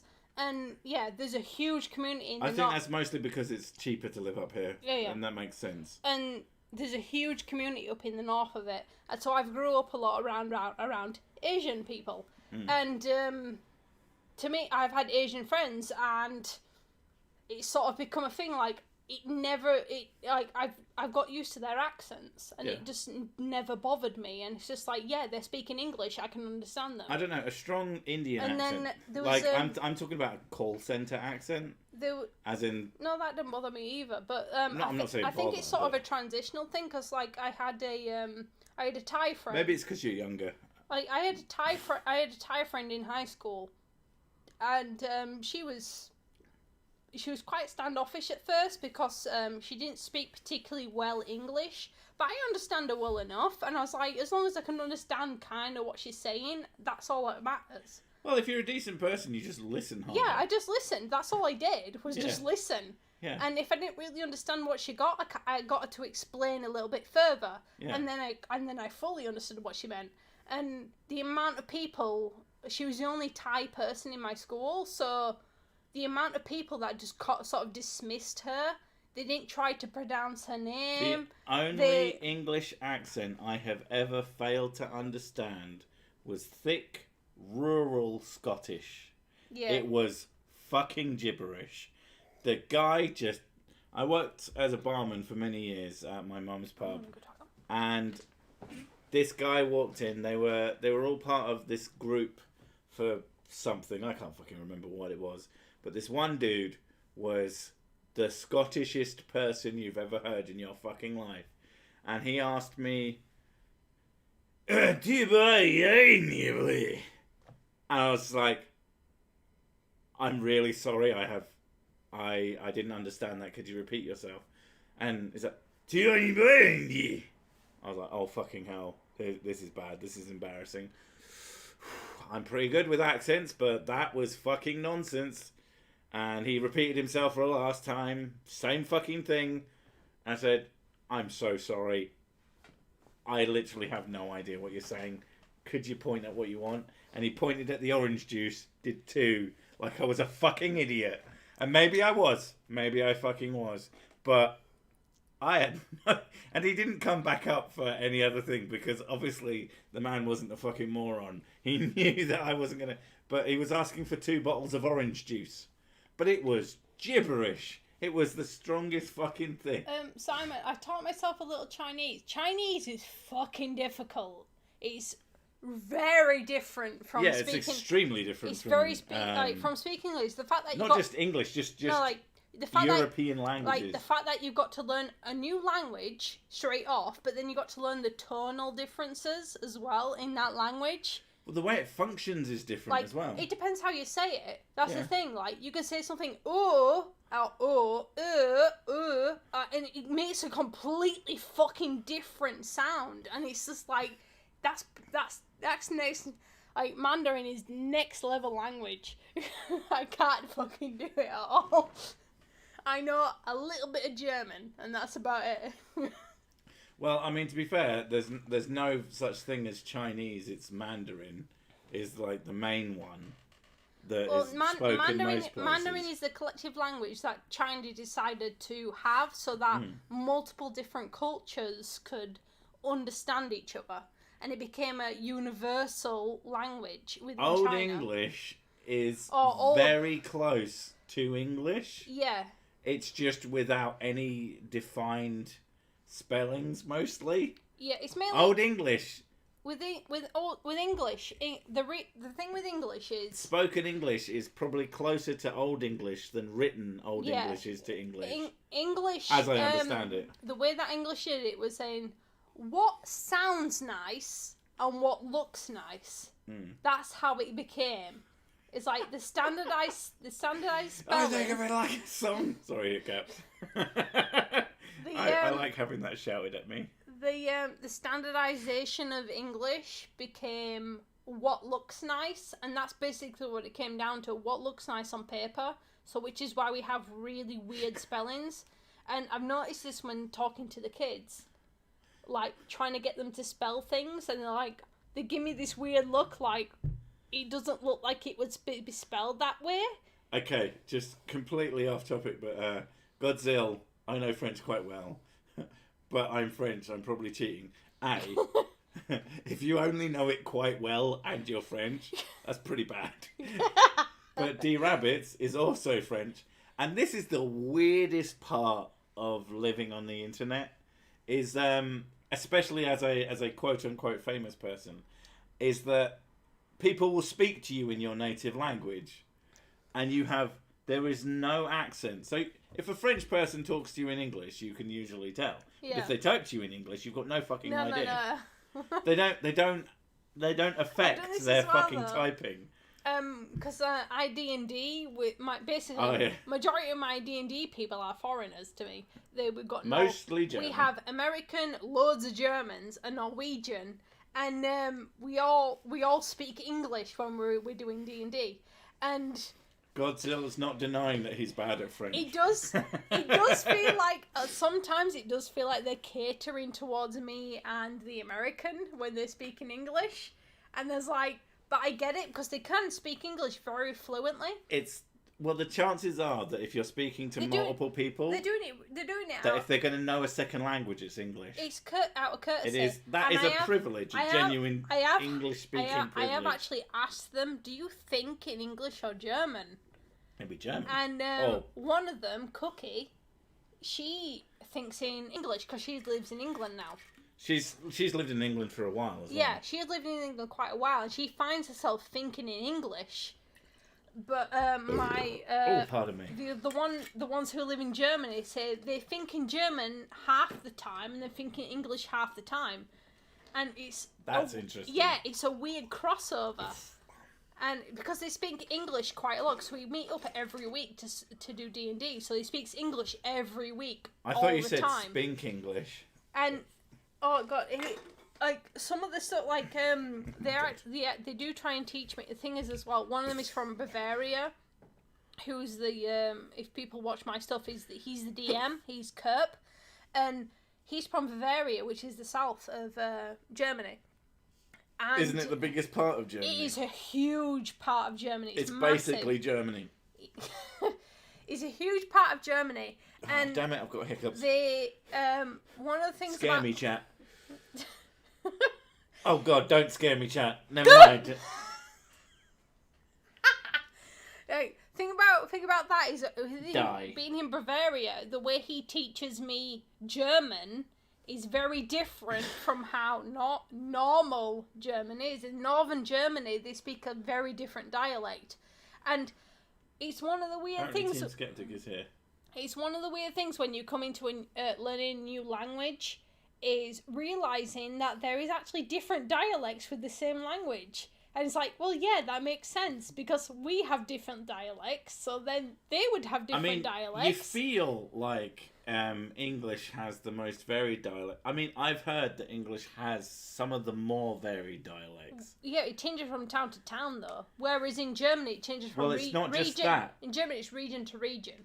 So English goes country to country to country as well. So you've got English, you've got Welsh, you've got Scottish, you've got Irish, you've got Australian, you've got American. One of my German D&D friends, he speaks. He's got a. I love the German accent, so You would. Yeah, but so when they're speaking German, and I trying to be quiet so that they don't start speaking English in front of me, and I'm like just sit there in the background listening to German. And he has a really quite gruff German accent. And then when he speaks English, he sounds like someone who is from New York. And it's because he watched a lot of movies, and he learned English from movies. So his English accent is American New York. Pyro Shark was the person with the missing friend from Facebook and fucking the thing you use that I hate. Twitter? The software that you use with your mates that I hate. Or OBS? No! They talk on it. Oh, Discord. There you go. I couldn't think what it was fucking called, and apparently neither could you. Remember, they had their friend disappear. If you're willing to tell, I'm willing to find out more. If they're okay, I hope they're okay. Yeah, I hope they're okay, yeah. Yeah, I hope nothing bad... I mean, it's a dark story, apparently, so I hope nothing really bad happened to them. So I hope they're alright.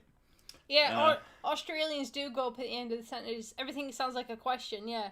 I don't know what you're talking about, mate. Are you okay? My name is Sick. Thing is, you could do a better Aussie accent than me, though, because you have family there. Well, I have an aunt in Australia, as every English person has. That's like a fact backed up by someone. I don't. Well, my grandparents were what we call £10 poms, where I think you pay £10, which, although was a lot of money, it wasn't that much money to go literally across the planet and to settle in Australia. And apparently, I have to dub Schwarzenegger's movies in German because specifically Austrian accent is too strange for Germans to understand. With Kerp, he lives near the Australian border, like really close. Austrian, not Australian. You said Austrian. Austrian border, and he is quite close there. So, all right, mate. I'm from Germany. Gotta put some bratwurst on the baby. He says when Austrians try and like speak his language, he said he can understand it, but he sounds off. That's all he can say. Yeah, he sounds off. Yeah. The muscles from Brussels. I suddenly want to dress like a merchant from RE4. What's it? What can I get for you? Yeah, he's very different Australian, and he uses 2 syllables. Schwarzenegger is apparently according to certain sources, Arnold Schwarzenegger literally only speaks like that for cameras and just has a proper American accent, which would make sense. No, I've seen a thing of him recently, and he was on about foreigners coming to California, Right. I know it was The irony. It was supposed to be a while ago with the whole immigrant crisis thing, and they came over to, and he says, "You are welcome here." Okay. I thought it was going to be negative. No. I thought it was going to be you shouldn't come here. We are American. He says, as a foreigner myself, it's like, this place, you are welcome in my county, and he's like, you are welcome to come to this place. It's fine. You are welcome here. I will not eat you. I will not eat you or your children. I really need a wee move. Fuck's sake. Always. Try not to steal my chair. Just move back. Sit there. It's fine. And she's stealing my chair. And she's slapping my ass. I have to read. You have to read. Oh, fuck you. Read then. I am reading. My ankle hurts.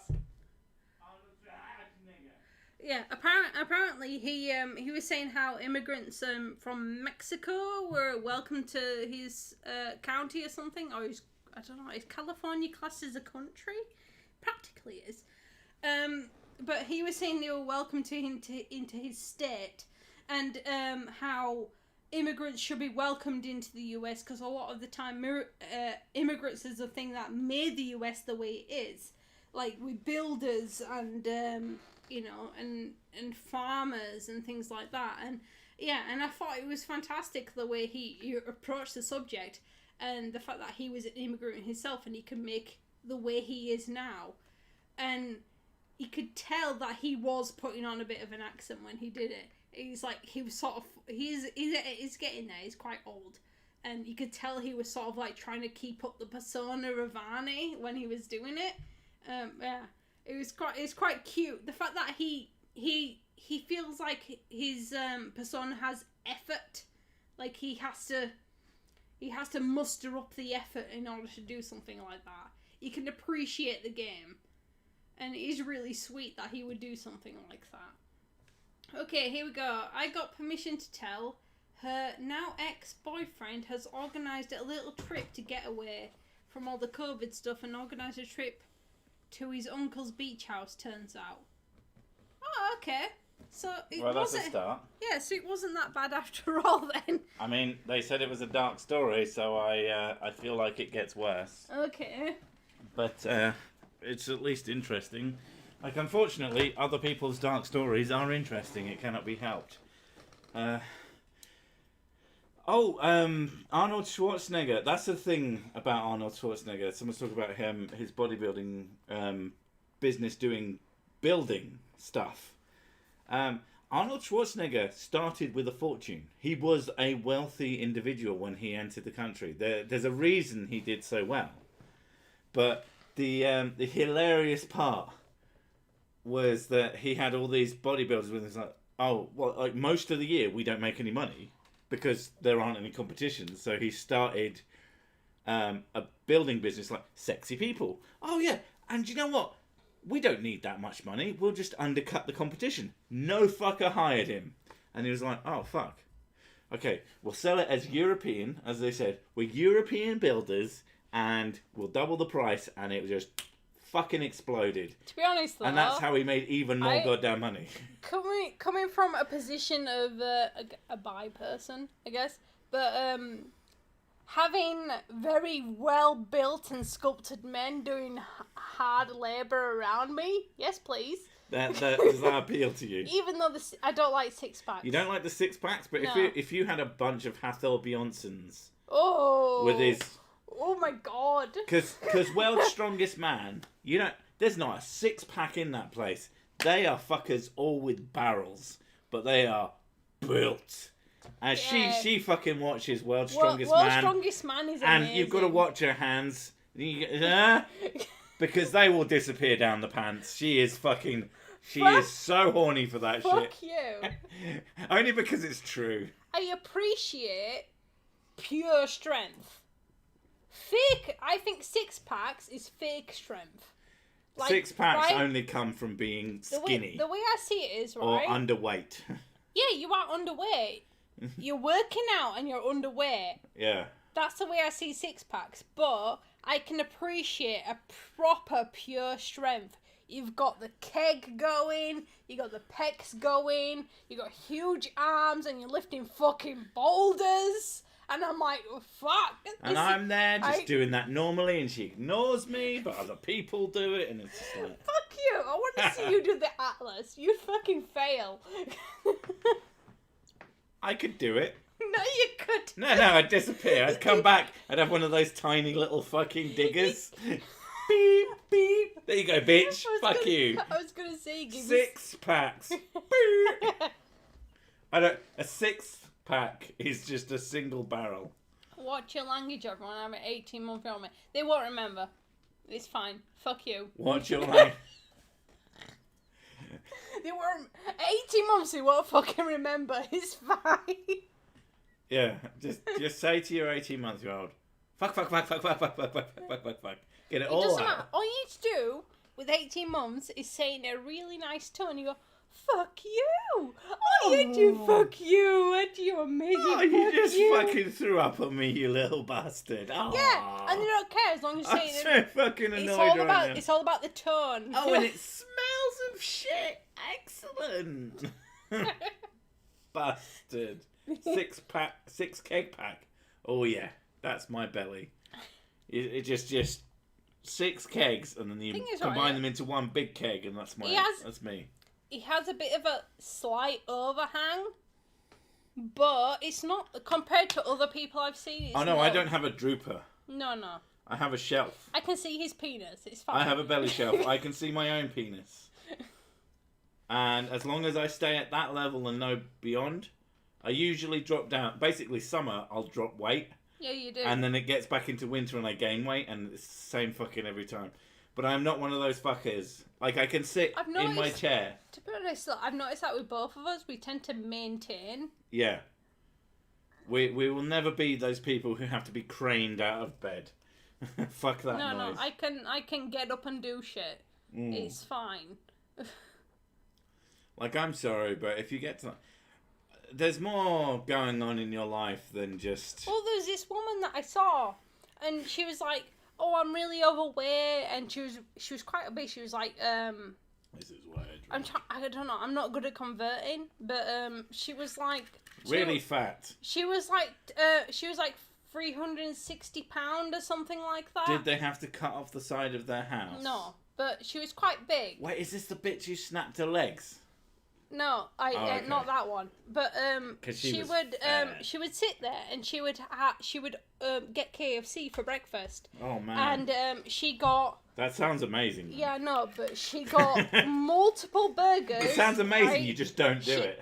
She got a family bucket, and then. Fuck it, she's got a family bucket. She got 4 burgers with fries. And 2 large sodas for her breakfast. At lunchtime, she said, this is what she said in the interview, which always fucking stuck with me. She said, well, I kind of tone it down, and I only have 6 sandwiches at lunchtime. I have and she said, 2. But she says, I have them with lettuce. Oh, it's like a ham and cheese sandwich with lettuce. 6 of them.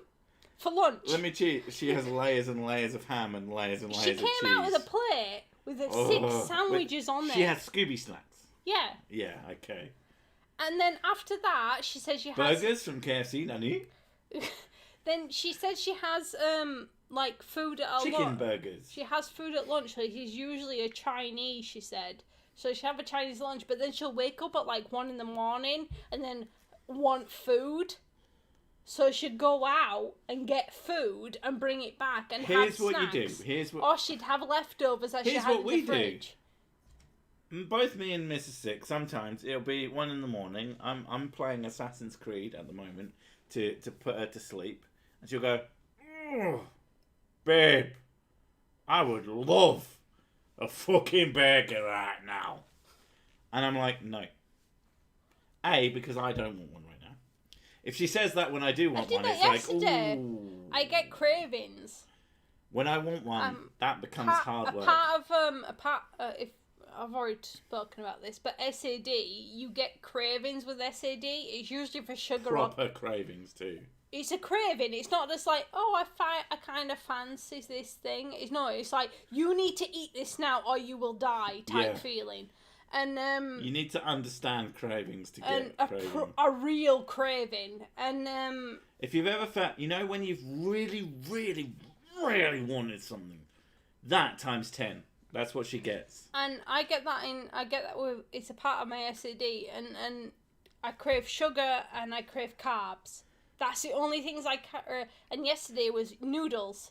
I was like, I had a phantom smell. It wasn't there, but I had a phantom smell of noodles. And your brain went, oh, and yeah, my brain noodles, went, noodles, give me now. I want this now. Get me now. And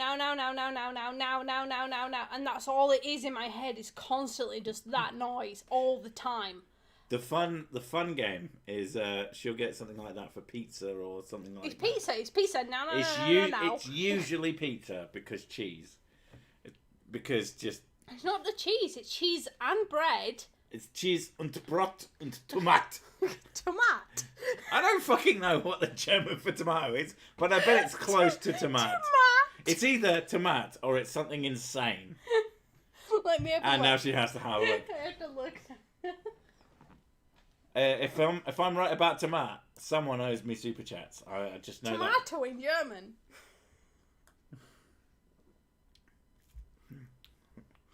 Und Tomat. I know that salad is und Salad. Let me try it. I crank up the volume. Tomato. Pretty close. Tomata. Und Tomata. Yeah, the power of cheese compels you. But this is the issue. If I'm either reasonably full or just not into it, then it's fine, and I can just say, no, babes, no. So that, I've manipulated you so many times. Oh, you think you're manipulating me? No. But I just kind of want it. Kind of want it. But... I'm trying to deny myself, and you won't shut the fuck up. And I guess in some way that's manipulation. It is manipulation. But if I don't want it, you don't get it. It's that fucking simple. It's you, like, 9 times... Otherwise I go and I make you a cheese sandwich to shut you the fuck up. 9 times out of 10 it is pizza. But 9 times out of 10... Pizza is the one thing that fucking does it for me. A toasted cheese and ham sandwich and she's fine. Ketchup to dip. Yeah. And she's fucking fine. Chili sauce is amazing. If I actually go out of my way and buy a pizza, that means I wanted pizza. But, or if I buy chicken, or if I buy... We're actually trying to be good. Normal food that we have for our dinner is... the same thing every day. Is we have... It's a smaller Thai green curry than we used to have. We have small Thai green, bit of chicken, bit of sauce, vegetables, usually broccoli, carrots and sweet corn. And half the amount of rice we used to have. And then half a packet of rice each. We used to have a packet of rice each. We used Microwavable, it's actually really nice. We're trying to cut down with the portion size. In Dutch it's tomaat. Tomaat, longer A sound. Tomaat. Here is 5. Oh, I thought you were saying here a tomato is €5. I'm like, Jesus Christ. That's almost as much as a banana. That's an expensive tomato. How much is a banana? Like $10? I love that meme. That's so fucking funny. You guys are making me fucking hungry. Yeah, don't come on this stream. Sorry, Gary. We are fucking terrible. Like, right now, I could live or die without... No, I don't care about eating right now. Right now, I'm okay. We had a decent sized tea. As soon as I lay in bed and he's playing freaking Valhalla or whatever, and I'm like, yeah, I want food now. And it's every time I lay down, I'm like, yeah, I could eat now. And it's really fucking annoying. But most of what doesn't get her food is the fact that I can't be arsed getting up. It bugs the shit out of me. That's the thing that kind of banana is going extinct. We'll just move on to another. The thing is, I am completely aware of how, irrational? Irrational my... banana fetish. my cravings are. And I'm like, no, I don't need this. I am not hungry, I am not hungry. My stomach is not gurgling. I am not getting the I'm not getting the cramps feeling. I am fine. The Cavendish kind of bananas is going extinct. The Grosh Michael is the one that came before, and that went extinct and is apparently nicer than the Cavendish. And we'll just move on to another kind of banana. Bananas are interesting and extremely lame. Like I do like bananas. I like bananas, but I don't eat them that often. I'm not really a fruit eater. I wish I was. But we've been really good at getting the kids to do it. The kids fucking love fruit. They're like, oh yes, give me fruit. Every day they're like, can I have fruit? Can I have fruit? Can I have fruit? Yeah. So we have been the parents to our kids that our parents, we wish our parents had been to ourselves. In that we haven't been massive dicks about it. And when we do something we shouldn't, we hide it from them. With them being born early, they were born at 31 weeks. They were born 2 months early, so they have enamel deficiency. Yeah, which is an issue. And it basically means that the dentin in their teeth is kind of exposed. Yeah. And I've got this special toothpaste, and I've got all this other stuff. And I'm really trying to make sure that they have the best teeth that they can have, because teeth are very fucking important to friendship, I think. Teeth are very important. No, to teenagers, they're very fucking important. I've lost friends because I have crooked teeth. That's how fucking serious Well, to be it fair, is. though, those people were cunts. Yeah, I know. That's the way... I understand the girls are twins, they're always going to have a friend. I understand that they were cunts, but my problem is... Yeah, but psychologically you can't Psychologically, I don't want them to go through the bullying phase that I went through, because it was traumatic for me, and I fucking hated it. I went through years of that shit. But to be fair, they've got daddy's straight teeth. But They have your teeth, which is... Oh, I fucking love the fact that they have your teeth. And their teeth is just really just straight lined. Straight and goofy. Yeah, they're really. At their age, I grew out of the goof. They have big front teeth, but when I saw them with the big front teeth with the gap in, and I was like, oh, thank God for that. Yeah, they'll grow into that. Jesus. I was like, that gap will close, and I was like, oh, that'd be fucking fantastic. Right, Brits with good teeth. Right, bright white teeth are incredibly fucking unnatural. That is not how teeth are supposed to look. Just because that's how people look on television. But straight teeth, absolutely pristine straight teeth are unusual. Is unnatural. It's unusual, unnatural. Yeah, it's not good. Thing is with teeth, fucking straighten them out with. Yeah. Pristine white teeth means you've got them bleached.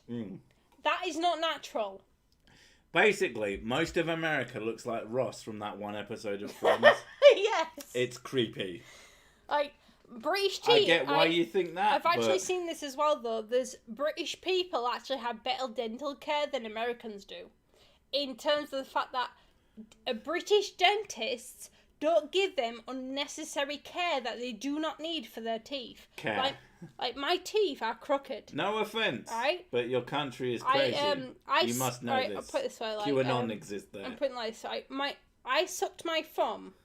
Because bright white teeth look amazing, though, regardless. Yeah, that's true. They do look amazing, but it is abnormal. You look really nice, but it's really fucking very jarring as a British person to see that.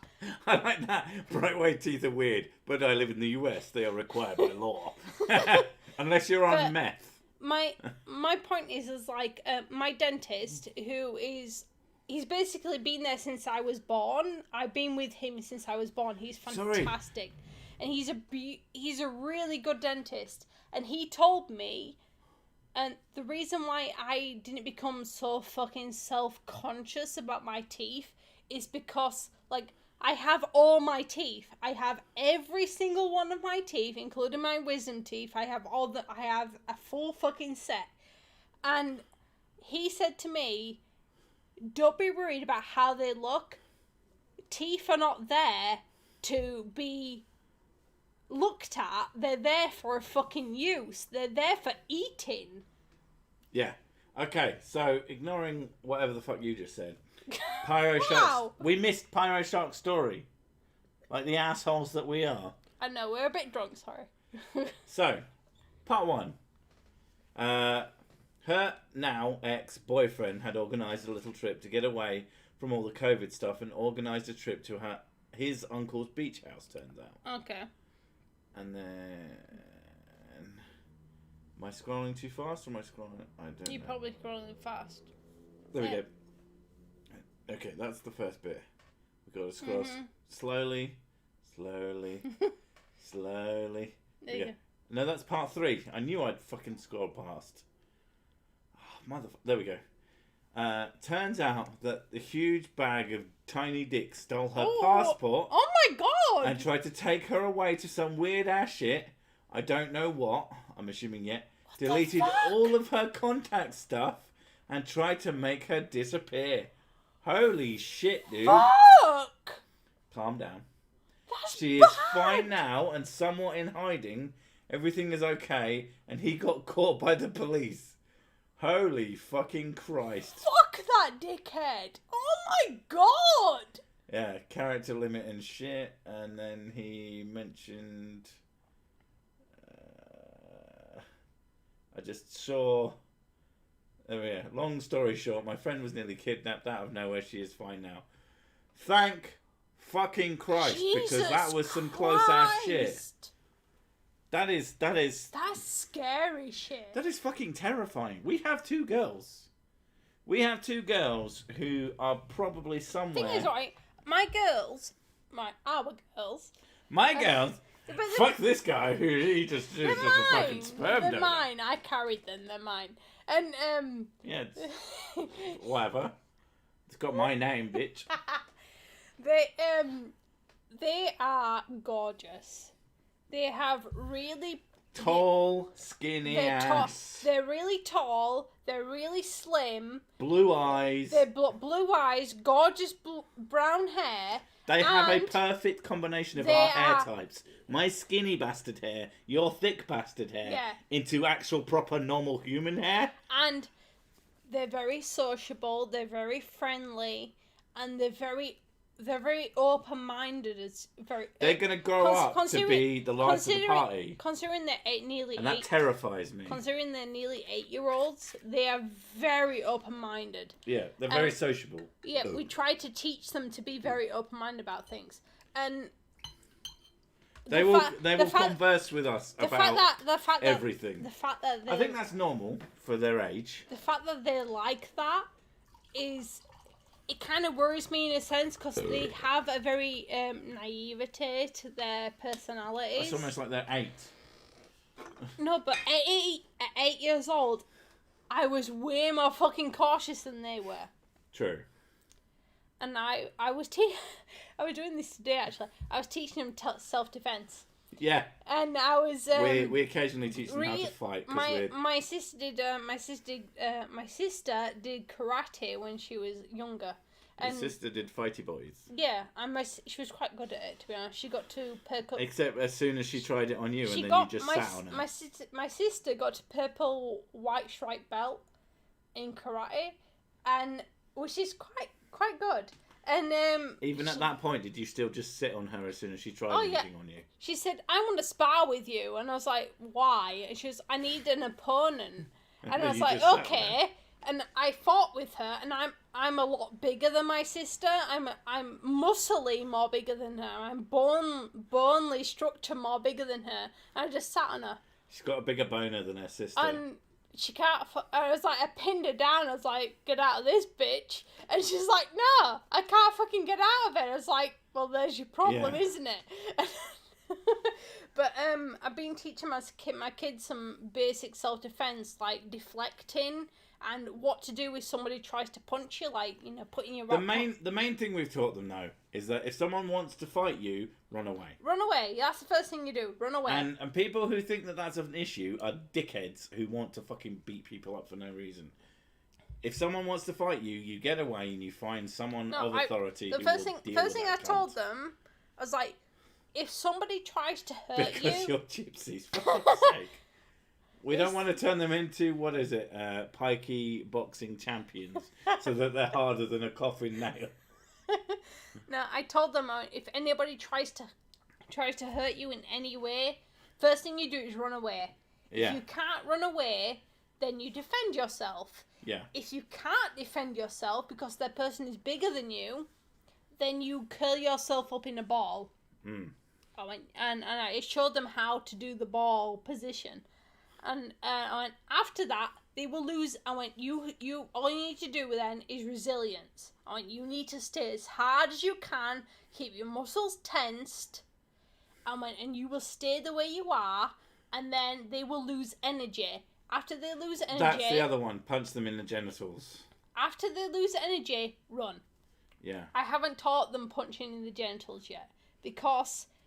So, oh god, the amount of times I've been kicked in the nuts because someone taught that to their girls. my mum taught me to kick men in the nuts. For any reason.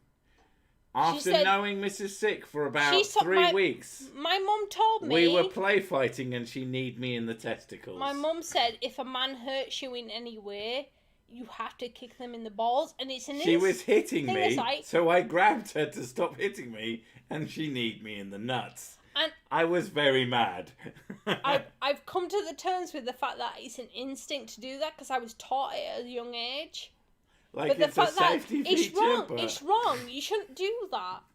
Not when you know it's play fighting. You shouldn't do that. You should use your voice and try and teach the girls. Ow, you hurt me would have gone, oh shit, I'm so sorry. You need to... Instead it was, here's a knee in the nuts. And I was so fucking pissed. I'm teaching the girls to use their voice. Like, they're nearly 8 years old.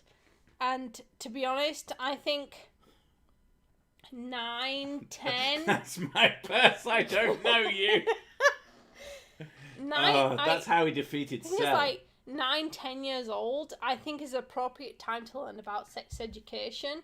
And funnily enough, their school sent us a message saying about sex education. I think that it's appropriate about 9 or 10 years old to learn about sex education. The basics. Yeah, the basics of it, and the thing is, I watched a video recently about American version of sex education to a Korean version and UK version of sex education.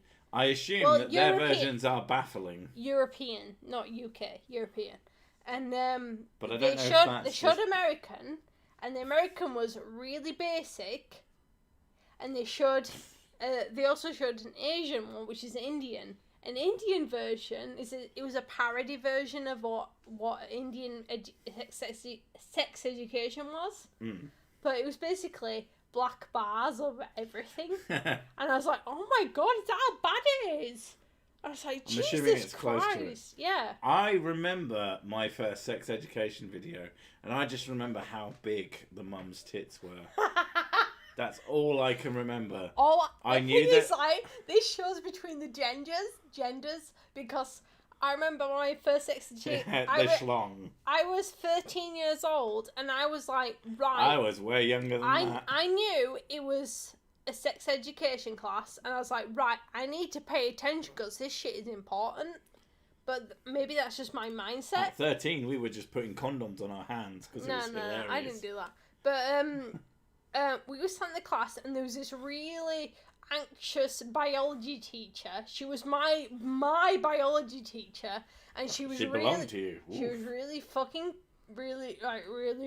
nervous, and she was like, "Well, here's the penis. That's a penis. And there's a vagina, and then she was like, and then they kind of go into each other.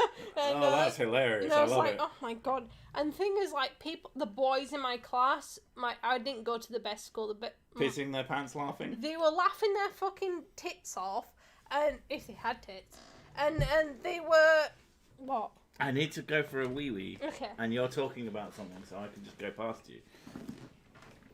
The boys were laughing their tits off. That's all that matters. Right, so they were laughing their tits off. Fuck you. And then there was this sort of like weird expectation in the class, and it was like I was actually genuinely interested mainly because I've come to know now that I'm a knowledge seeker, and I like to know things, and not being pretentious in any way. It's just like I like to know things. But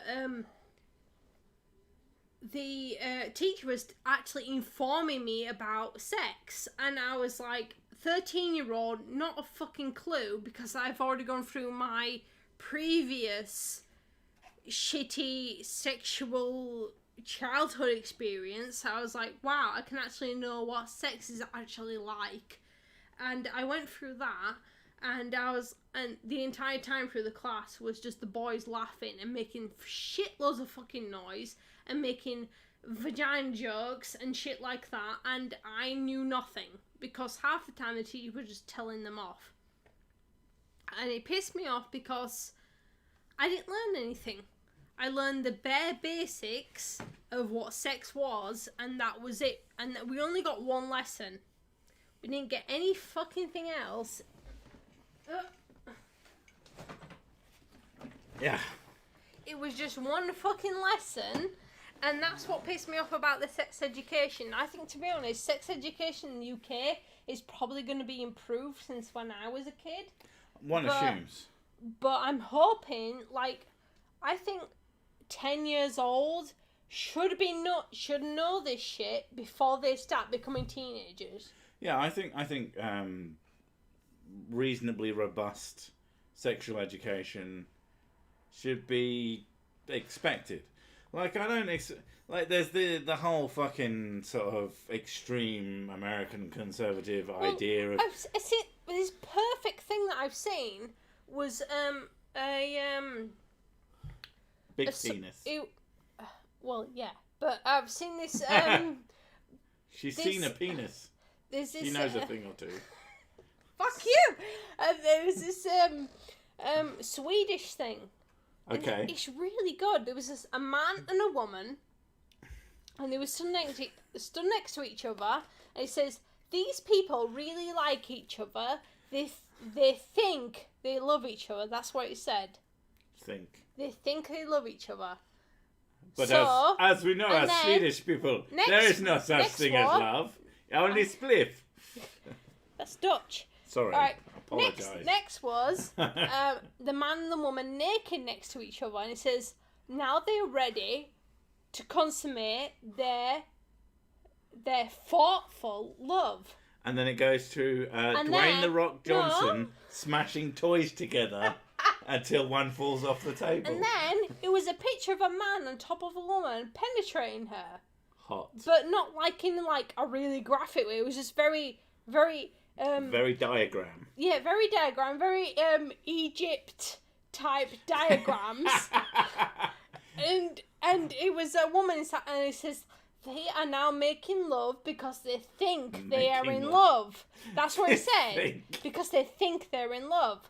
And then after the fact, he was like, and now she has found that she is pregnant with the baby. And then Jesus. Now the baby is coming out, and the head was shown of the woman's vagina. And then after that, he says, now the baby is coming out, and there's the baby's head with the arms out. Ta-da! Doing jazz hands.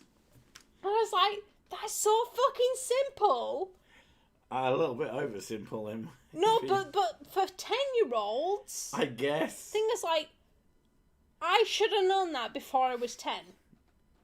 From my experience, from what I had, because I had issues when. Yeah. But I should have known that from a younger age. If I knew that from a younger age, I would have been a lot more fucking wary. Yeah, but the joy of sex. Oh, the man from The Joy of Sex. Now I'm thinking of. Did you ever watch Harry Hill's original show? I never watched anything like that. The Joy of Sex was a really old book from the 70s. I know that book. Yeah, like the English Kama Sutra. Yeah. But he had a character on the show, and it was the man from the Joy of Sex books, which was this man with a huge beard. The beast goes in the piece and voila, baby. The piece goes in the piece and voila, baby. That is the French sex education system. The bees, they go in the bees, and voila, baby. But I'm speaking from someone who's a preteen. Yeah. That is all you need. Yeah. I mean, I remember this, like I said, I remember the sex stuff because the mom had fucking fucking terrific tits. I can't remember the dad's cock, and it. Well, yeah, you wouldn't want to remember he's straight. I just wasn't that into it. He was very hairy as well. He had one of those, just such a big crotch butch that you could see the head, and that's about it. You can't see the penis. Yeah, it's just jungle. And then it was one of these ones, and it had the kids wandering around naked, and no one gives a shit about that. Well, no one who matters who gives a shit about that. But the mum, oh my god, I just remember thinking, oh my god, look at those hot air balloons, they're amazing. Anyway, that's all I can remember. I can still visualise her. She's probably had an impact on my sort of. I remember brunette, like long hair, massive tits. Oh my god, what am I with? A brunette with long hair and massive tits. I think it fucking described my tastes. I didn't get any of that. All I got was a diagram, which was like the internals of a man. Yeah. And the I bet he had a belly. Yeah. And the internals of a woman Ah, who was very skinny. it's not very sexy. And he was like, and this goes in this. Yeah. And then fireworks. and that's how it makes a baby. That's my education. That's all I fucking got. I've learned about So sex from a naughty pillowcase. When I got my first proper sex education was with my first proper boyfriend. 70s and more. That seemed like something you'd enjoy. And my first proper sex education that I got was actually having sex for the first time, which fucking terrified me because I had no idea what was going on. I knew what the actions were, but I didn't know what was supposed to happen because I wasn't taught properly. Right. And when it actually came to first having sex with somebody, and which was with my boyfriend at the time, and I was like, okay. This was not me, by the way. Yeah. I was like, okay, this is what sex is. This is kind of normal. It's having a young boy go. And he never did. He didn't do the. No. But He failed at the. yeah. But teenage sex is just the least sexy thing in the universe. The first time I had sex, I was like, oh, is this how it is? Okay. And I was very unimpressed. Because apparently I've been told for many times that it's supposed to be pleasurable. And I was like, oh, okay, maybe this is Maybe I am bad at the sex. Maybe I'm just not feeling things right. Maybe I'm the problem. And when I came with Sick, and when I got with him, it was like... Well, okay, she'd had a few sexual partners before me. Right. I've had a few sexual partners before him, but when I got with him, we started, his girlfriend went to bed, and we would talk for hours. But we would talk for hours and hours and hours. My ex-girlfriend. Yeah, ex-girlfriend. But we would talk for hours and hours and hours. I lived in her house. I had nowhere else to go. It was a shit time of my life. Yeah, he was homeless, and yeah. and we would talk for hours and hours, and eventually it led into a relationship where we started kissing and we started cuddling and stuff. And then I told you I had a big dick, and you were like, "Oh, of course you do." And then I showed you my dick, and you were like, "Oh my god, what the fuck?" The thing is, like, the thing is, like, this is weird, but I remember holding his dick, alright, and I was like, "Oh, this is pretty normal." And then I was like, and then I got hard. And then I was like, "The fuck?" And I was like, what the fuck is this? And then I was like, and they kept growing, and then growing, and growing. And I was like, what the fuck? And then I realised that I'm someone who needs a big dick. Yeah. My ex that I had before, he had a little dick. he had a very small dick. Your first had a reasonable. My first had a pencil long dick. My second had a short pencil dick. And then my Sick had a really fucking big dick. I thought you had another one who had like a chonk but short. That was the one before the other one. You had long pencil, short chonk, and then you got a chunky long. Yeah. And oh fucking hell! And Like, the thing is, like, when we started having sex, I was like, okay, this is going pretty well. And I was like, oh shit, he's fucking growing. Yeah. And I was like, oh my god, what the fuck? And I was like, oh my fucking god. And that's when I realised, like, all I needed was a big dick. Oh, yeah, it was just enormous penis. I'm just one of those girls that needs a fucking big dick. Yeah, like I don't have the biggest one in the world. I have no for it, but I found out that it's very reasonable. Handsome, famous, big dick. Seriously though, mate. Like, oh my fucking god. Like, I didn't. The thing is, like, from my exes, like, the thing is, as well as, this is what I haven't fucking told you this before, I don't think. God. I actually measured my ex's dick. Okay. Because I was like, isn't this funny? Let's do it. And he was at, like, 5.5. Right. And I was like, oh, that's great. I'm like, that's above average. Because I thought 6 was average. At the time, when I was a teenager, 5 was kind of average. And then I got with you, and I was like, what the fuck is this shit? Yeah. You are way above average. But partly that's why I love him so much. Oh, But... great. Another fucking one. The best thing about him. Dude. Still the biggest sins. I know, calm down. Right? Shush. Well, thing is, like, because I'm very my body doesn't like hormonal stuff. I'm very hormonally sensitive. Incredibly so. Like insanely so. Like, my body doesn't like any introduction with anything. I try and avoid any hormonal supplements. So or dramatic changes in general. I was on the coil, which is I forgot what it's called now. But the hormonal coil that I was on the metal coil. It wasn't just the metal coil, it had chemicals. It had chemicals in it, and it's supposed to basically it's contraception.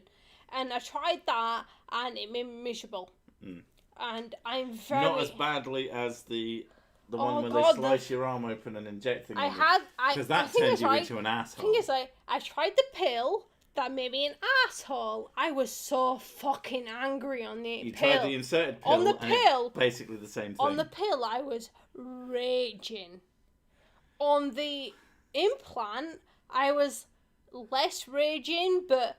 Pretty much the same as far as I was concerned. Every time I had a period, I raged. And every time... I don't recall a time when you weren't raging on that. Every time, it just made me fucking angry. Yeah. I was, like, so upset about everything, and I was so stressed. What was it? Thing is, I woke up fucking stressed.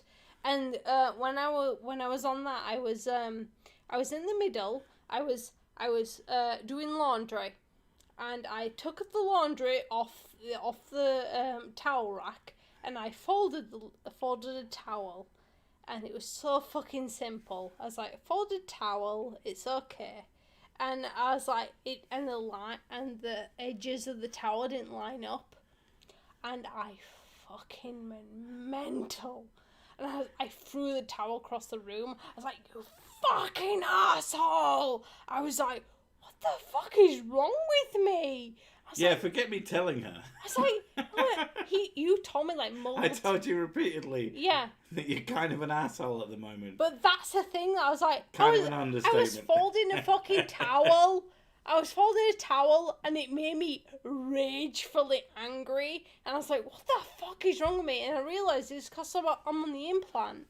The little thing they stick in your arm. Yeah. And I was like, no, this is not right for me. Yeah. And I was like, you had to literally get you know what? Get it taken out. And I was like, they were like, oh, but you really should have it. And I was like, no, take it out I should have gone with you and gone, she's fucking dick. No, I told them, I went, I am ragefully angry all the time. I told them to it when I was in the private meeting with them. I went, I am insanely fucking angry with this thing in my arm. And when I ragefully, like, I get angry at towels. And they're like, oh, okay. And they're like, oh, let's take this out. And they took Maybe we should take it out. And they took it out. And since then, I've been so much fucking more in control with my hormones. Even with the change to the chemical implant. It didn't have the emotional response, but we're pretty sure it had chemical implications just on how your body functioned. The way I think is, like, I am very hormonally sensitive. Yeah. Like, my body in particular, obviously it was different with every other woman, but I am very fucking hormonally sensitive. And having the implant in my arm, and oh my god, it made me so fucking angry. And the reason I realised is, like, there's plenty of women out there who are ragely fucking angry. All the goddamn and I'm time. like, check your contraception. I can't fucking say Contraceptive. Check it.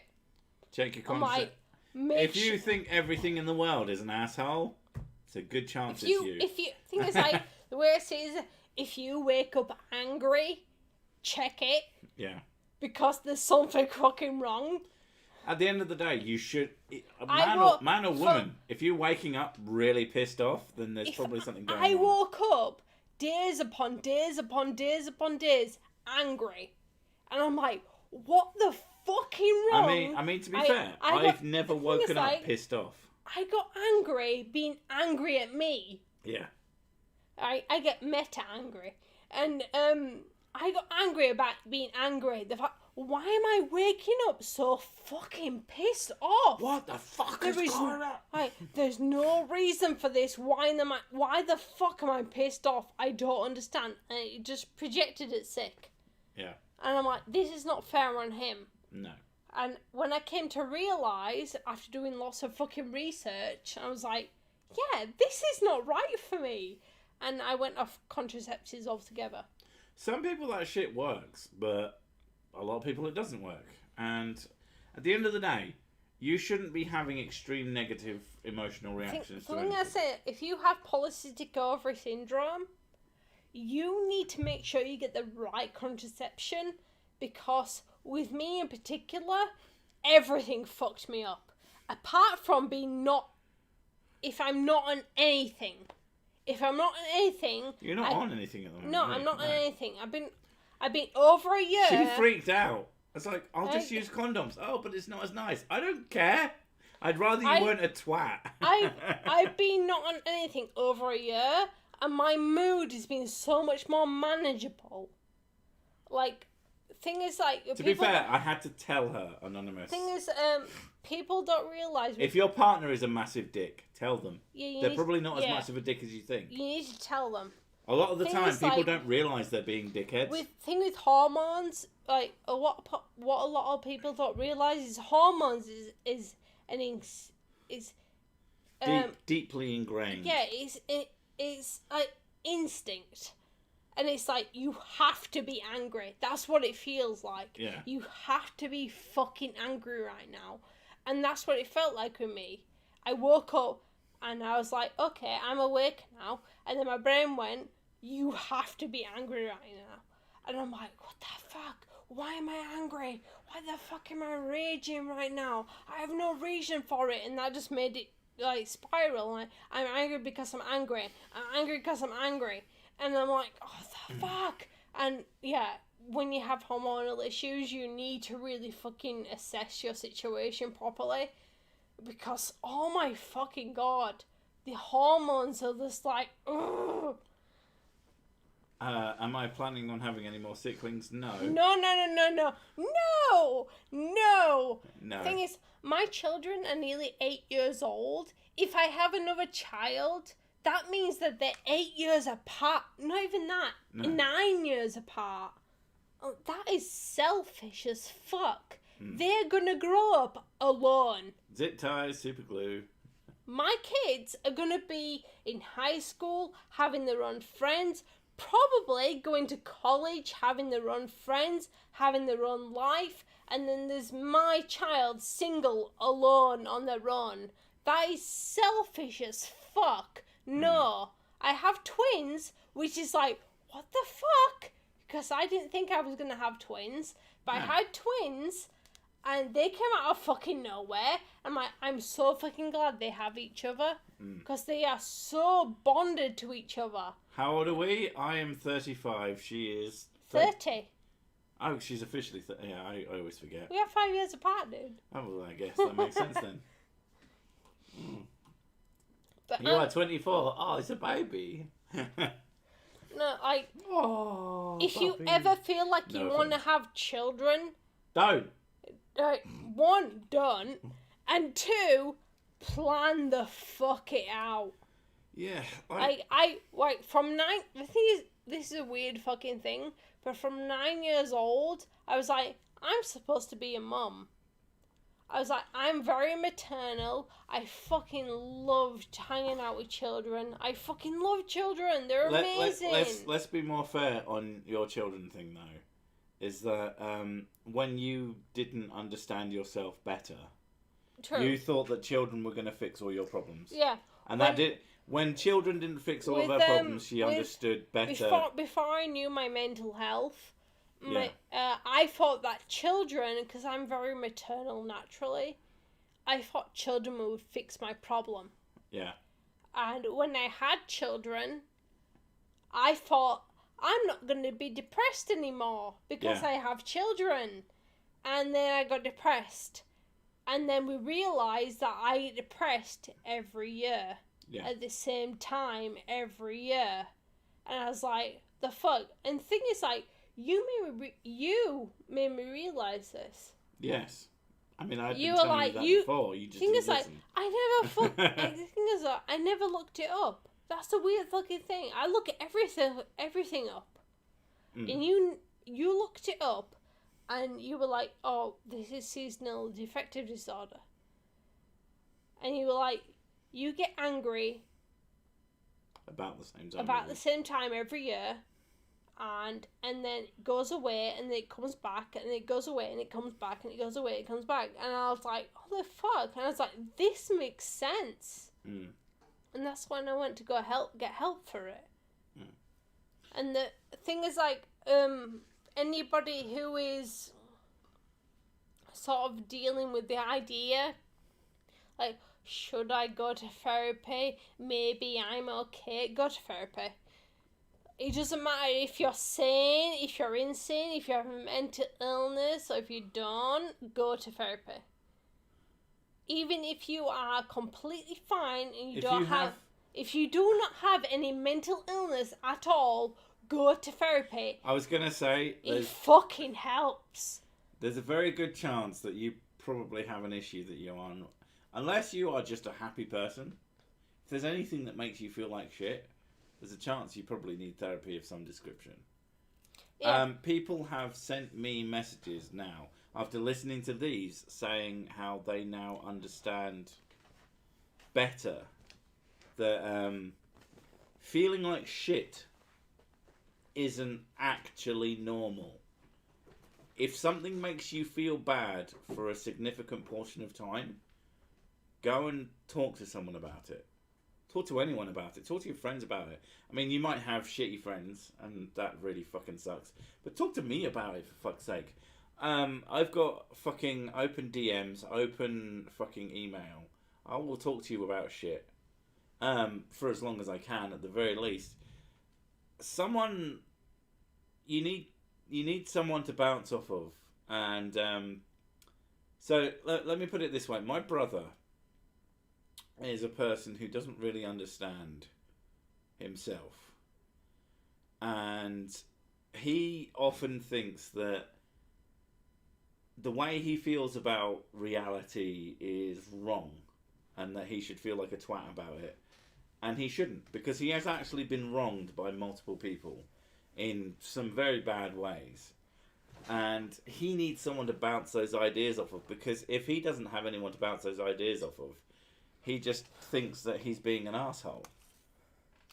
You always need someone to bounce your ideas, sometimes you are being a twat.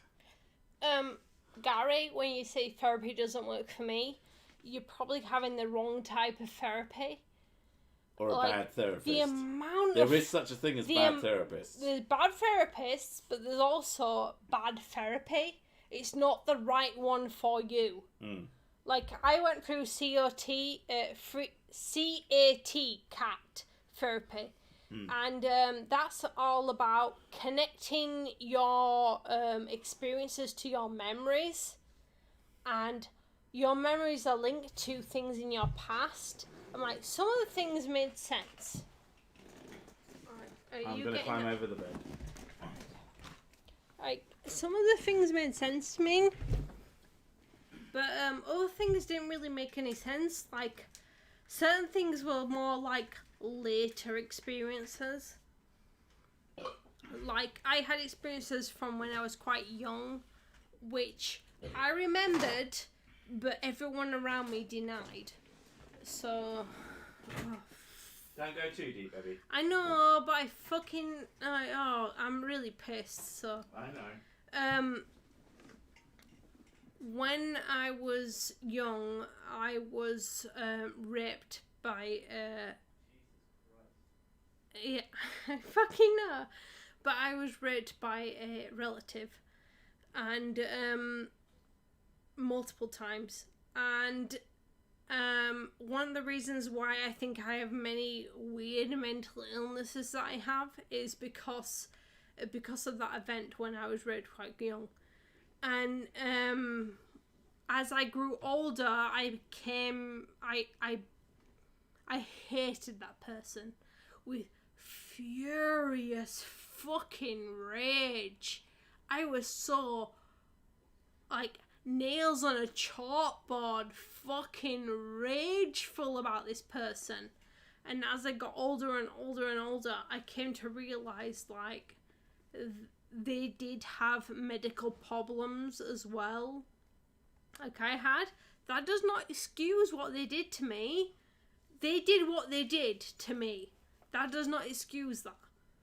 But as I got a little bit older, I came to accept that. And sick. Oh, fucking hell. He is the most gracious fucking person I've ever met. He's the most accepting, the most listening fucking person I've ever met. He just sits and fucking listens. That's the main thing. I never had anybody, because obviously I was a teenager before then. But I had somebody who fucking listened to me what I said. And having somebody who just fucking listens and takes in everything you say. Do not discount counsellors. Counsellors are fucking amazing.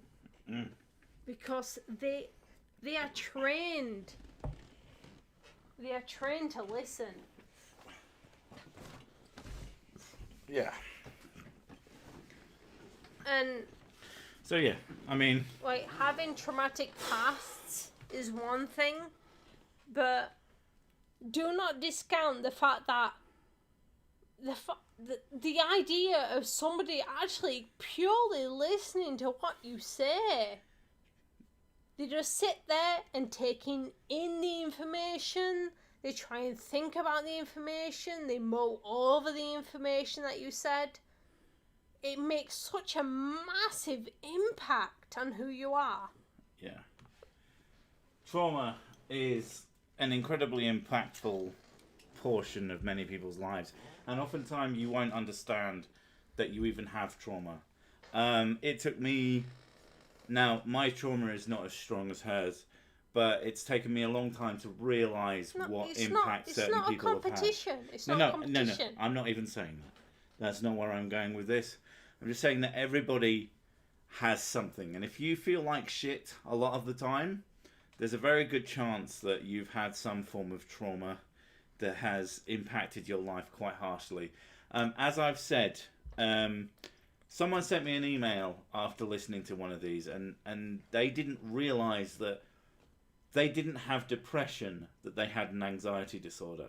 Much like I have some kind of anxiety disorder, I've not had it properly diagnosed, but I have a really, really shit doctor. You didn't know, though. I had no idea that I wasn't supposed to feel like this all the time. You kept having ups and downs, ups and downs, ups and downs constantly.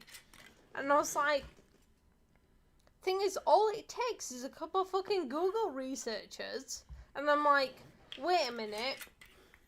I'm like, that sounds exactly like you. That sounds exactly like you. That sounds exactly like you. And then you go into Reddit, and then like all these people who have lived through the experiences. Yeah. I'm like, oh, that sounds like you. That sounds like you. That sounds like you. That sounds like. But the way we as people understand it is that if you feel bad, like most of the time, if you feel constantly tired, or if you feel constantly, Whoops. oh, if you feel constantly like something is wrong, talk to someone about it. I think Look about up that sort feeling of the way you feel. like when I was a kid, I was 10 years old when the thing happened to me, and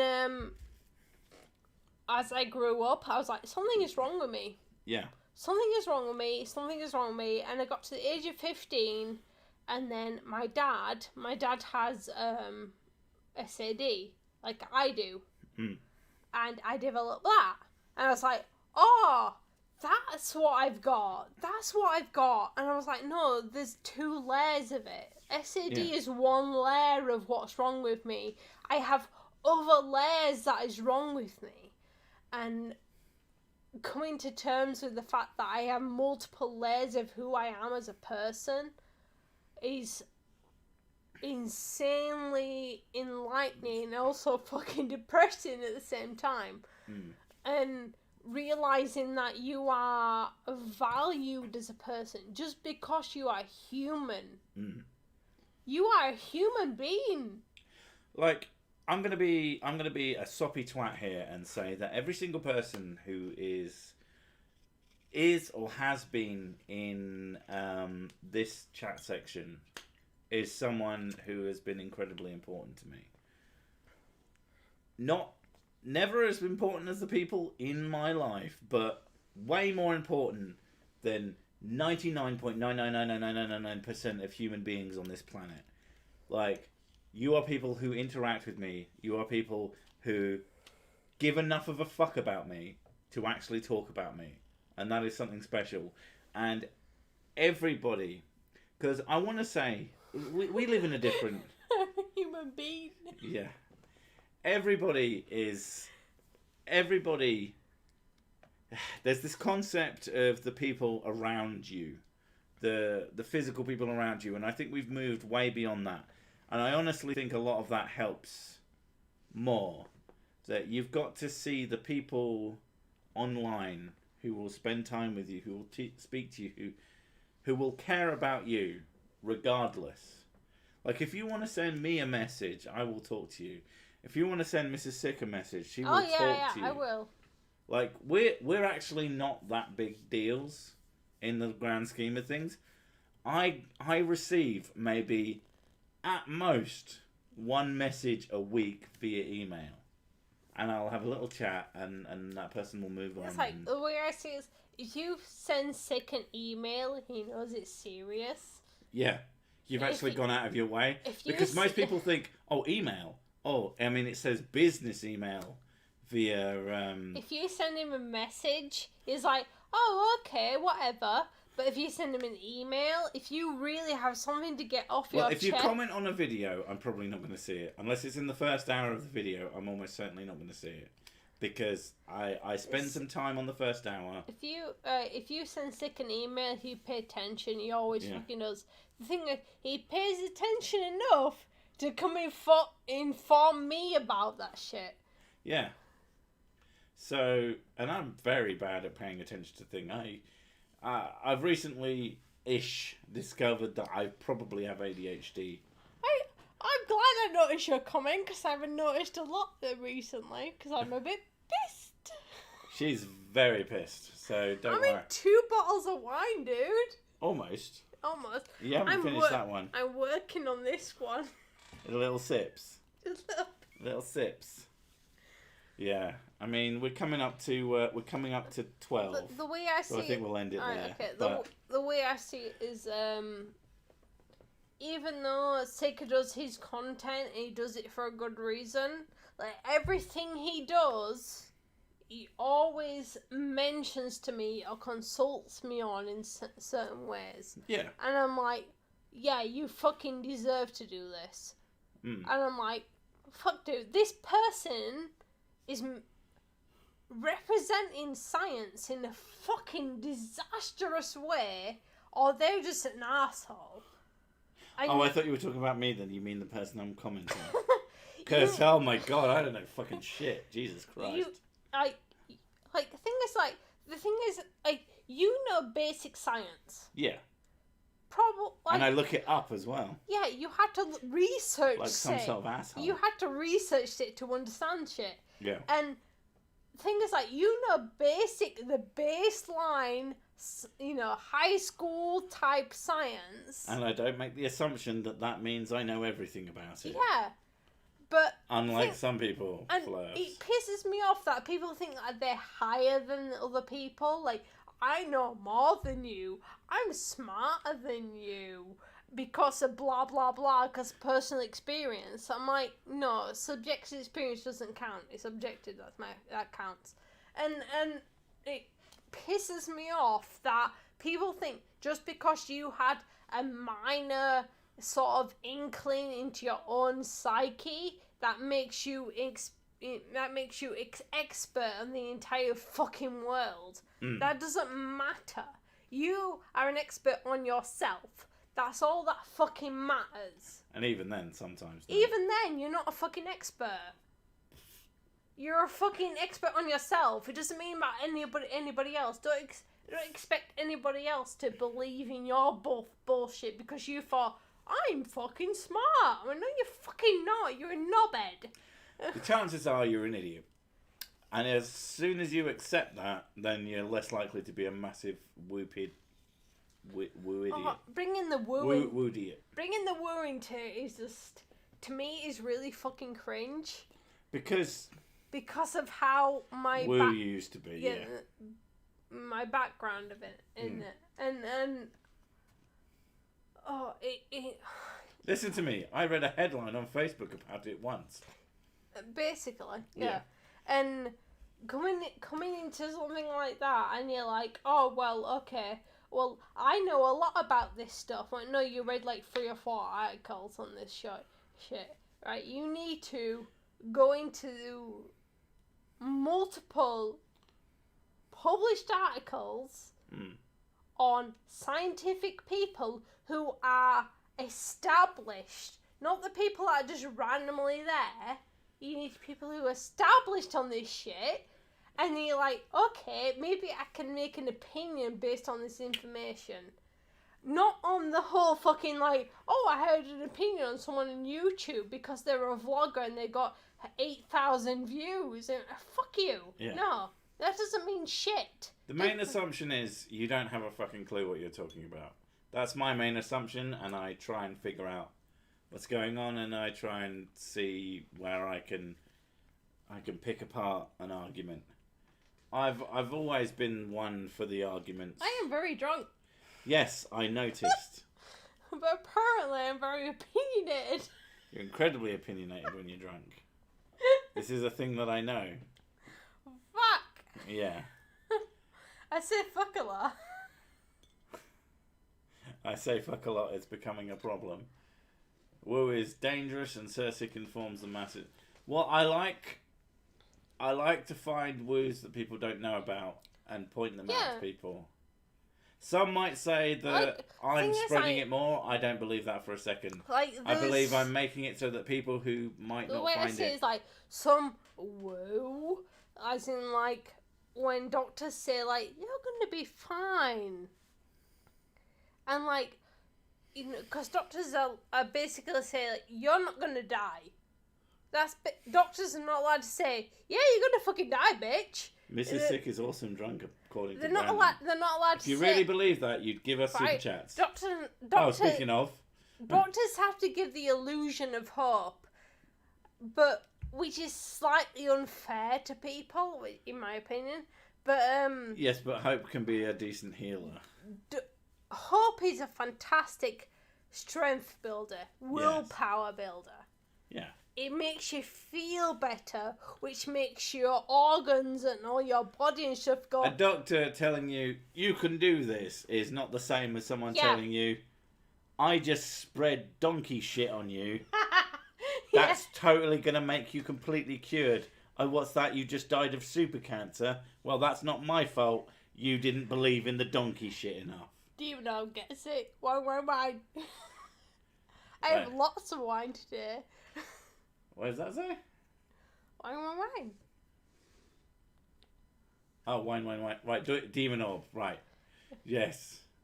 Fuck off, smoke a cigarette. I mean, she... Oh, fuck you! Yeah. Anonymous. I have cravings for cigarettes. She is an... Whereas I don't smoke anymore, she is an ex-smoker, which is the worst kind of person. I have an addictive personality. Incredibly I so. really want to smoke all the fucking time. It's just when I'm drunk, it comes out way fucking more. Yeah. But I prefer Dr. Cox from Scrubs. Wrong. Wrong. You're wrong. You're wrong. If every doctor was like that, it'd be amazing. Oh man, I'd just jerk off on his face. It'd be amazing. You've got ghosts in your blood. Do some cocaine about it. Jesus. That sounds like me as a doctor. I really wish that medical people weren't so... Like... Super cancer TM. Yes. They're, like, medical people are less beating around the bush type mentality. Because they don't want to offend people by saying, death. And, but they're less so like that now. And...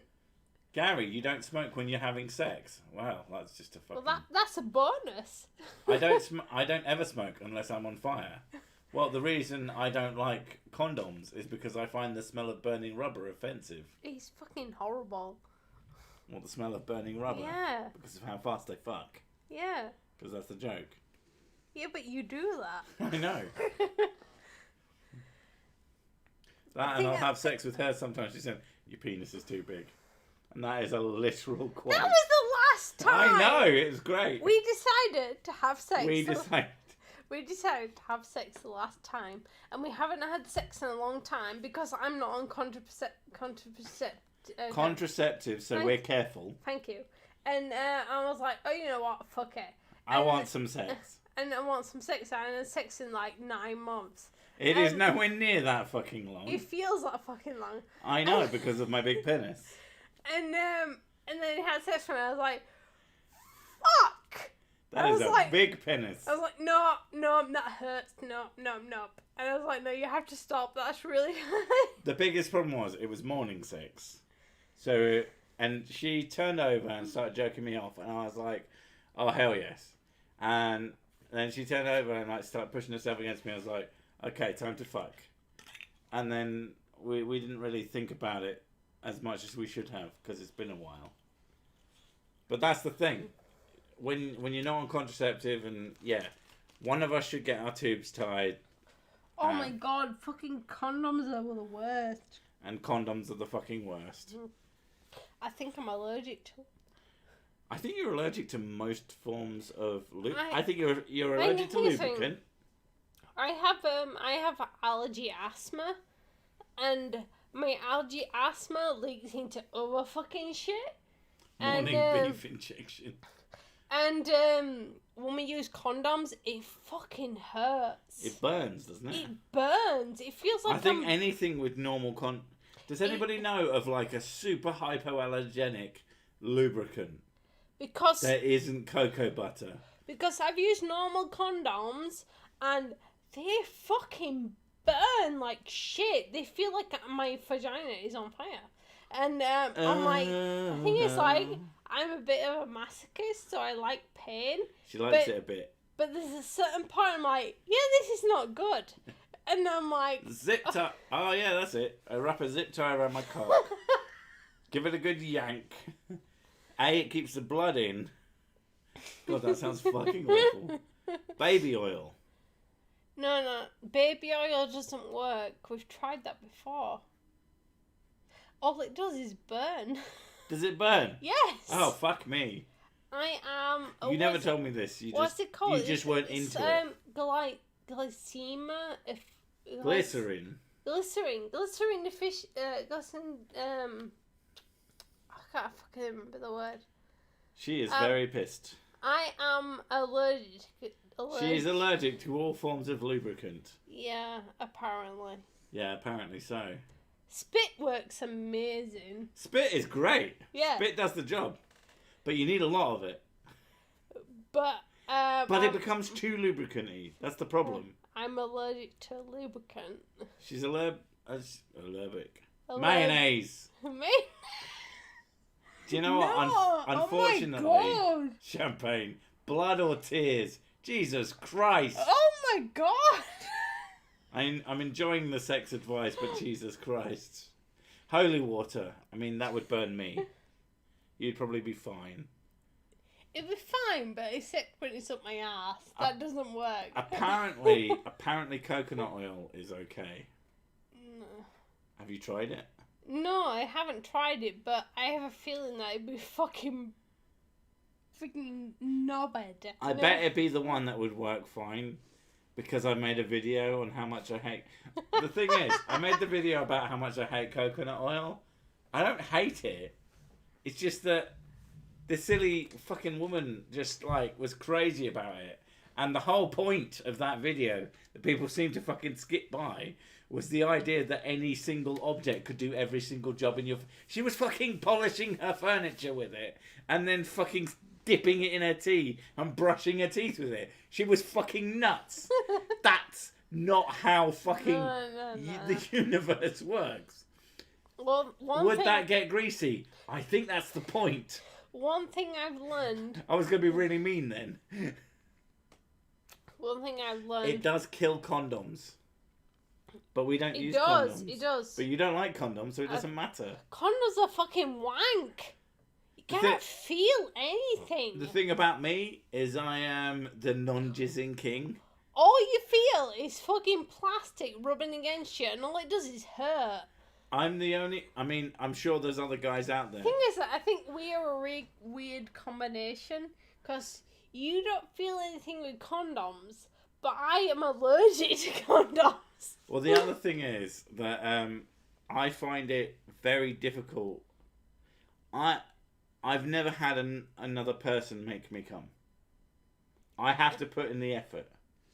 You mean... hello. I'm pretty much the closest. Closest? Yeah. But that's not the same as making me come. I take that award right there. The closest, and no one has ever forced me to come. I'm very aggressive. And you haven't forced me. I am not a person. I have to put in the effort. I have to go, I am going to come now. I don't know any other... I hear guys all the time, you have this idea in your head that you have sex with someone and you'll just come like that. And when I first started having sex, and I was like, okay, so it's been 40 minutes now. I am a person who has sex for hours. If I don't... Oh, God. If I don't put fucking real effort... Average is an hour and a half. Yeah, that's very average for us. But sometimes it can last 3 to 4 hours. Hey, babes. What? I can't... Hang on, my glasses. It starts with a G and ends with a Y. My glasses on my head. Hang on. Look at it before it goes away. Haven't you caused one of those... What? I can't read. Haven't caught one of these in a while. Can I get a gravy from Mrs. Sick? Gravy. There you go. You're welcome, Adam King. King. Gravy. Gravy. Oh, I fucking love some gravy, mate. Here, mate. I want chips and I want gravy and I want to slam them together. Dude, fucking chips and gravy are amazing. I know you'd think that. An hour and a half. This fucking stream has gone for 3, fucker. Speaking of, it is now 1 minute to 12, and I think we should leave because she needs. I am. I would say a coffee, but that's a really bad No, idea it's because a she bad won't idea. sleep. I'll be insomniac. Yeah, but thank you all for coming. We're gonna fuck off now. Mondays. This has been a terrible stream for terrible people. Mondays is my Friday night. In a sense, that's actually really true. Yeah. But thank you all for coming, and we will see you all. Hang on, do you know? He didn't pay for that, dipshit. He did. He paid for the. I guess he's paid for it in his lifetime, but fuck that guy. All right, thank you, Sir Snipped. Fuck you. All right, everybody, we're off. He's not snipped. He is uncircumcised. I am Sir Jizz. Right, we will see you all in the next video. Thank you for coming. See you next week. Love you all. Bye. Send me an email if you need to talk. Okay. Oh God, I fucking.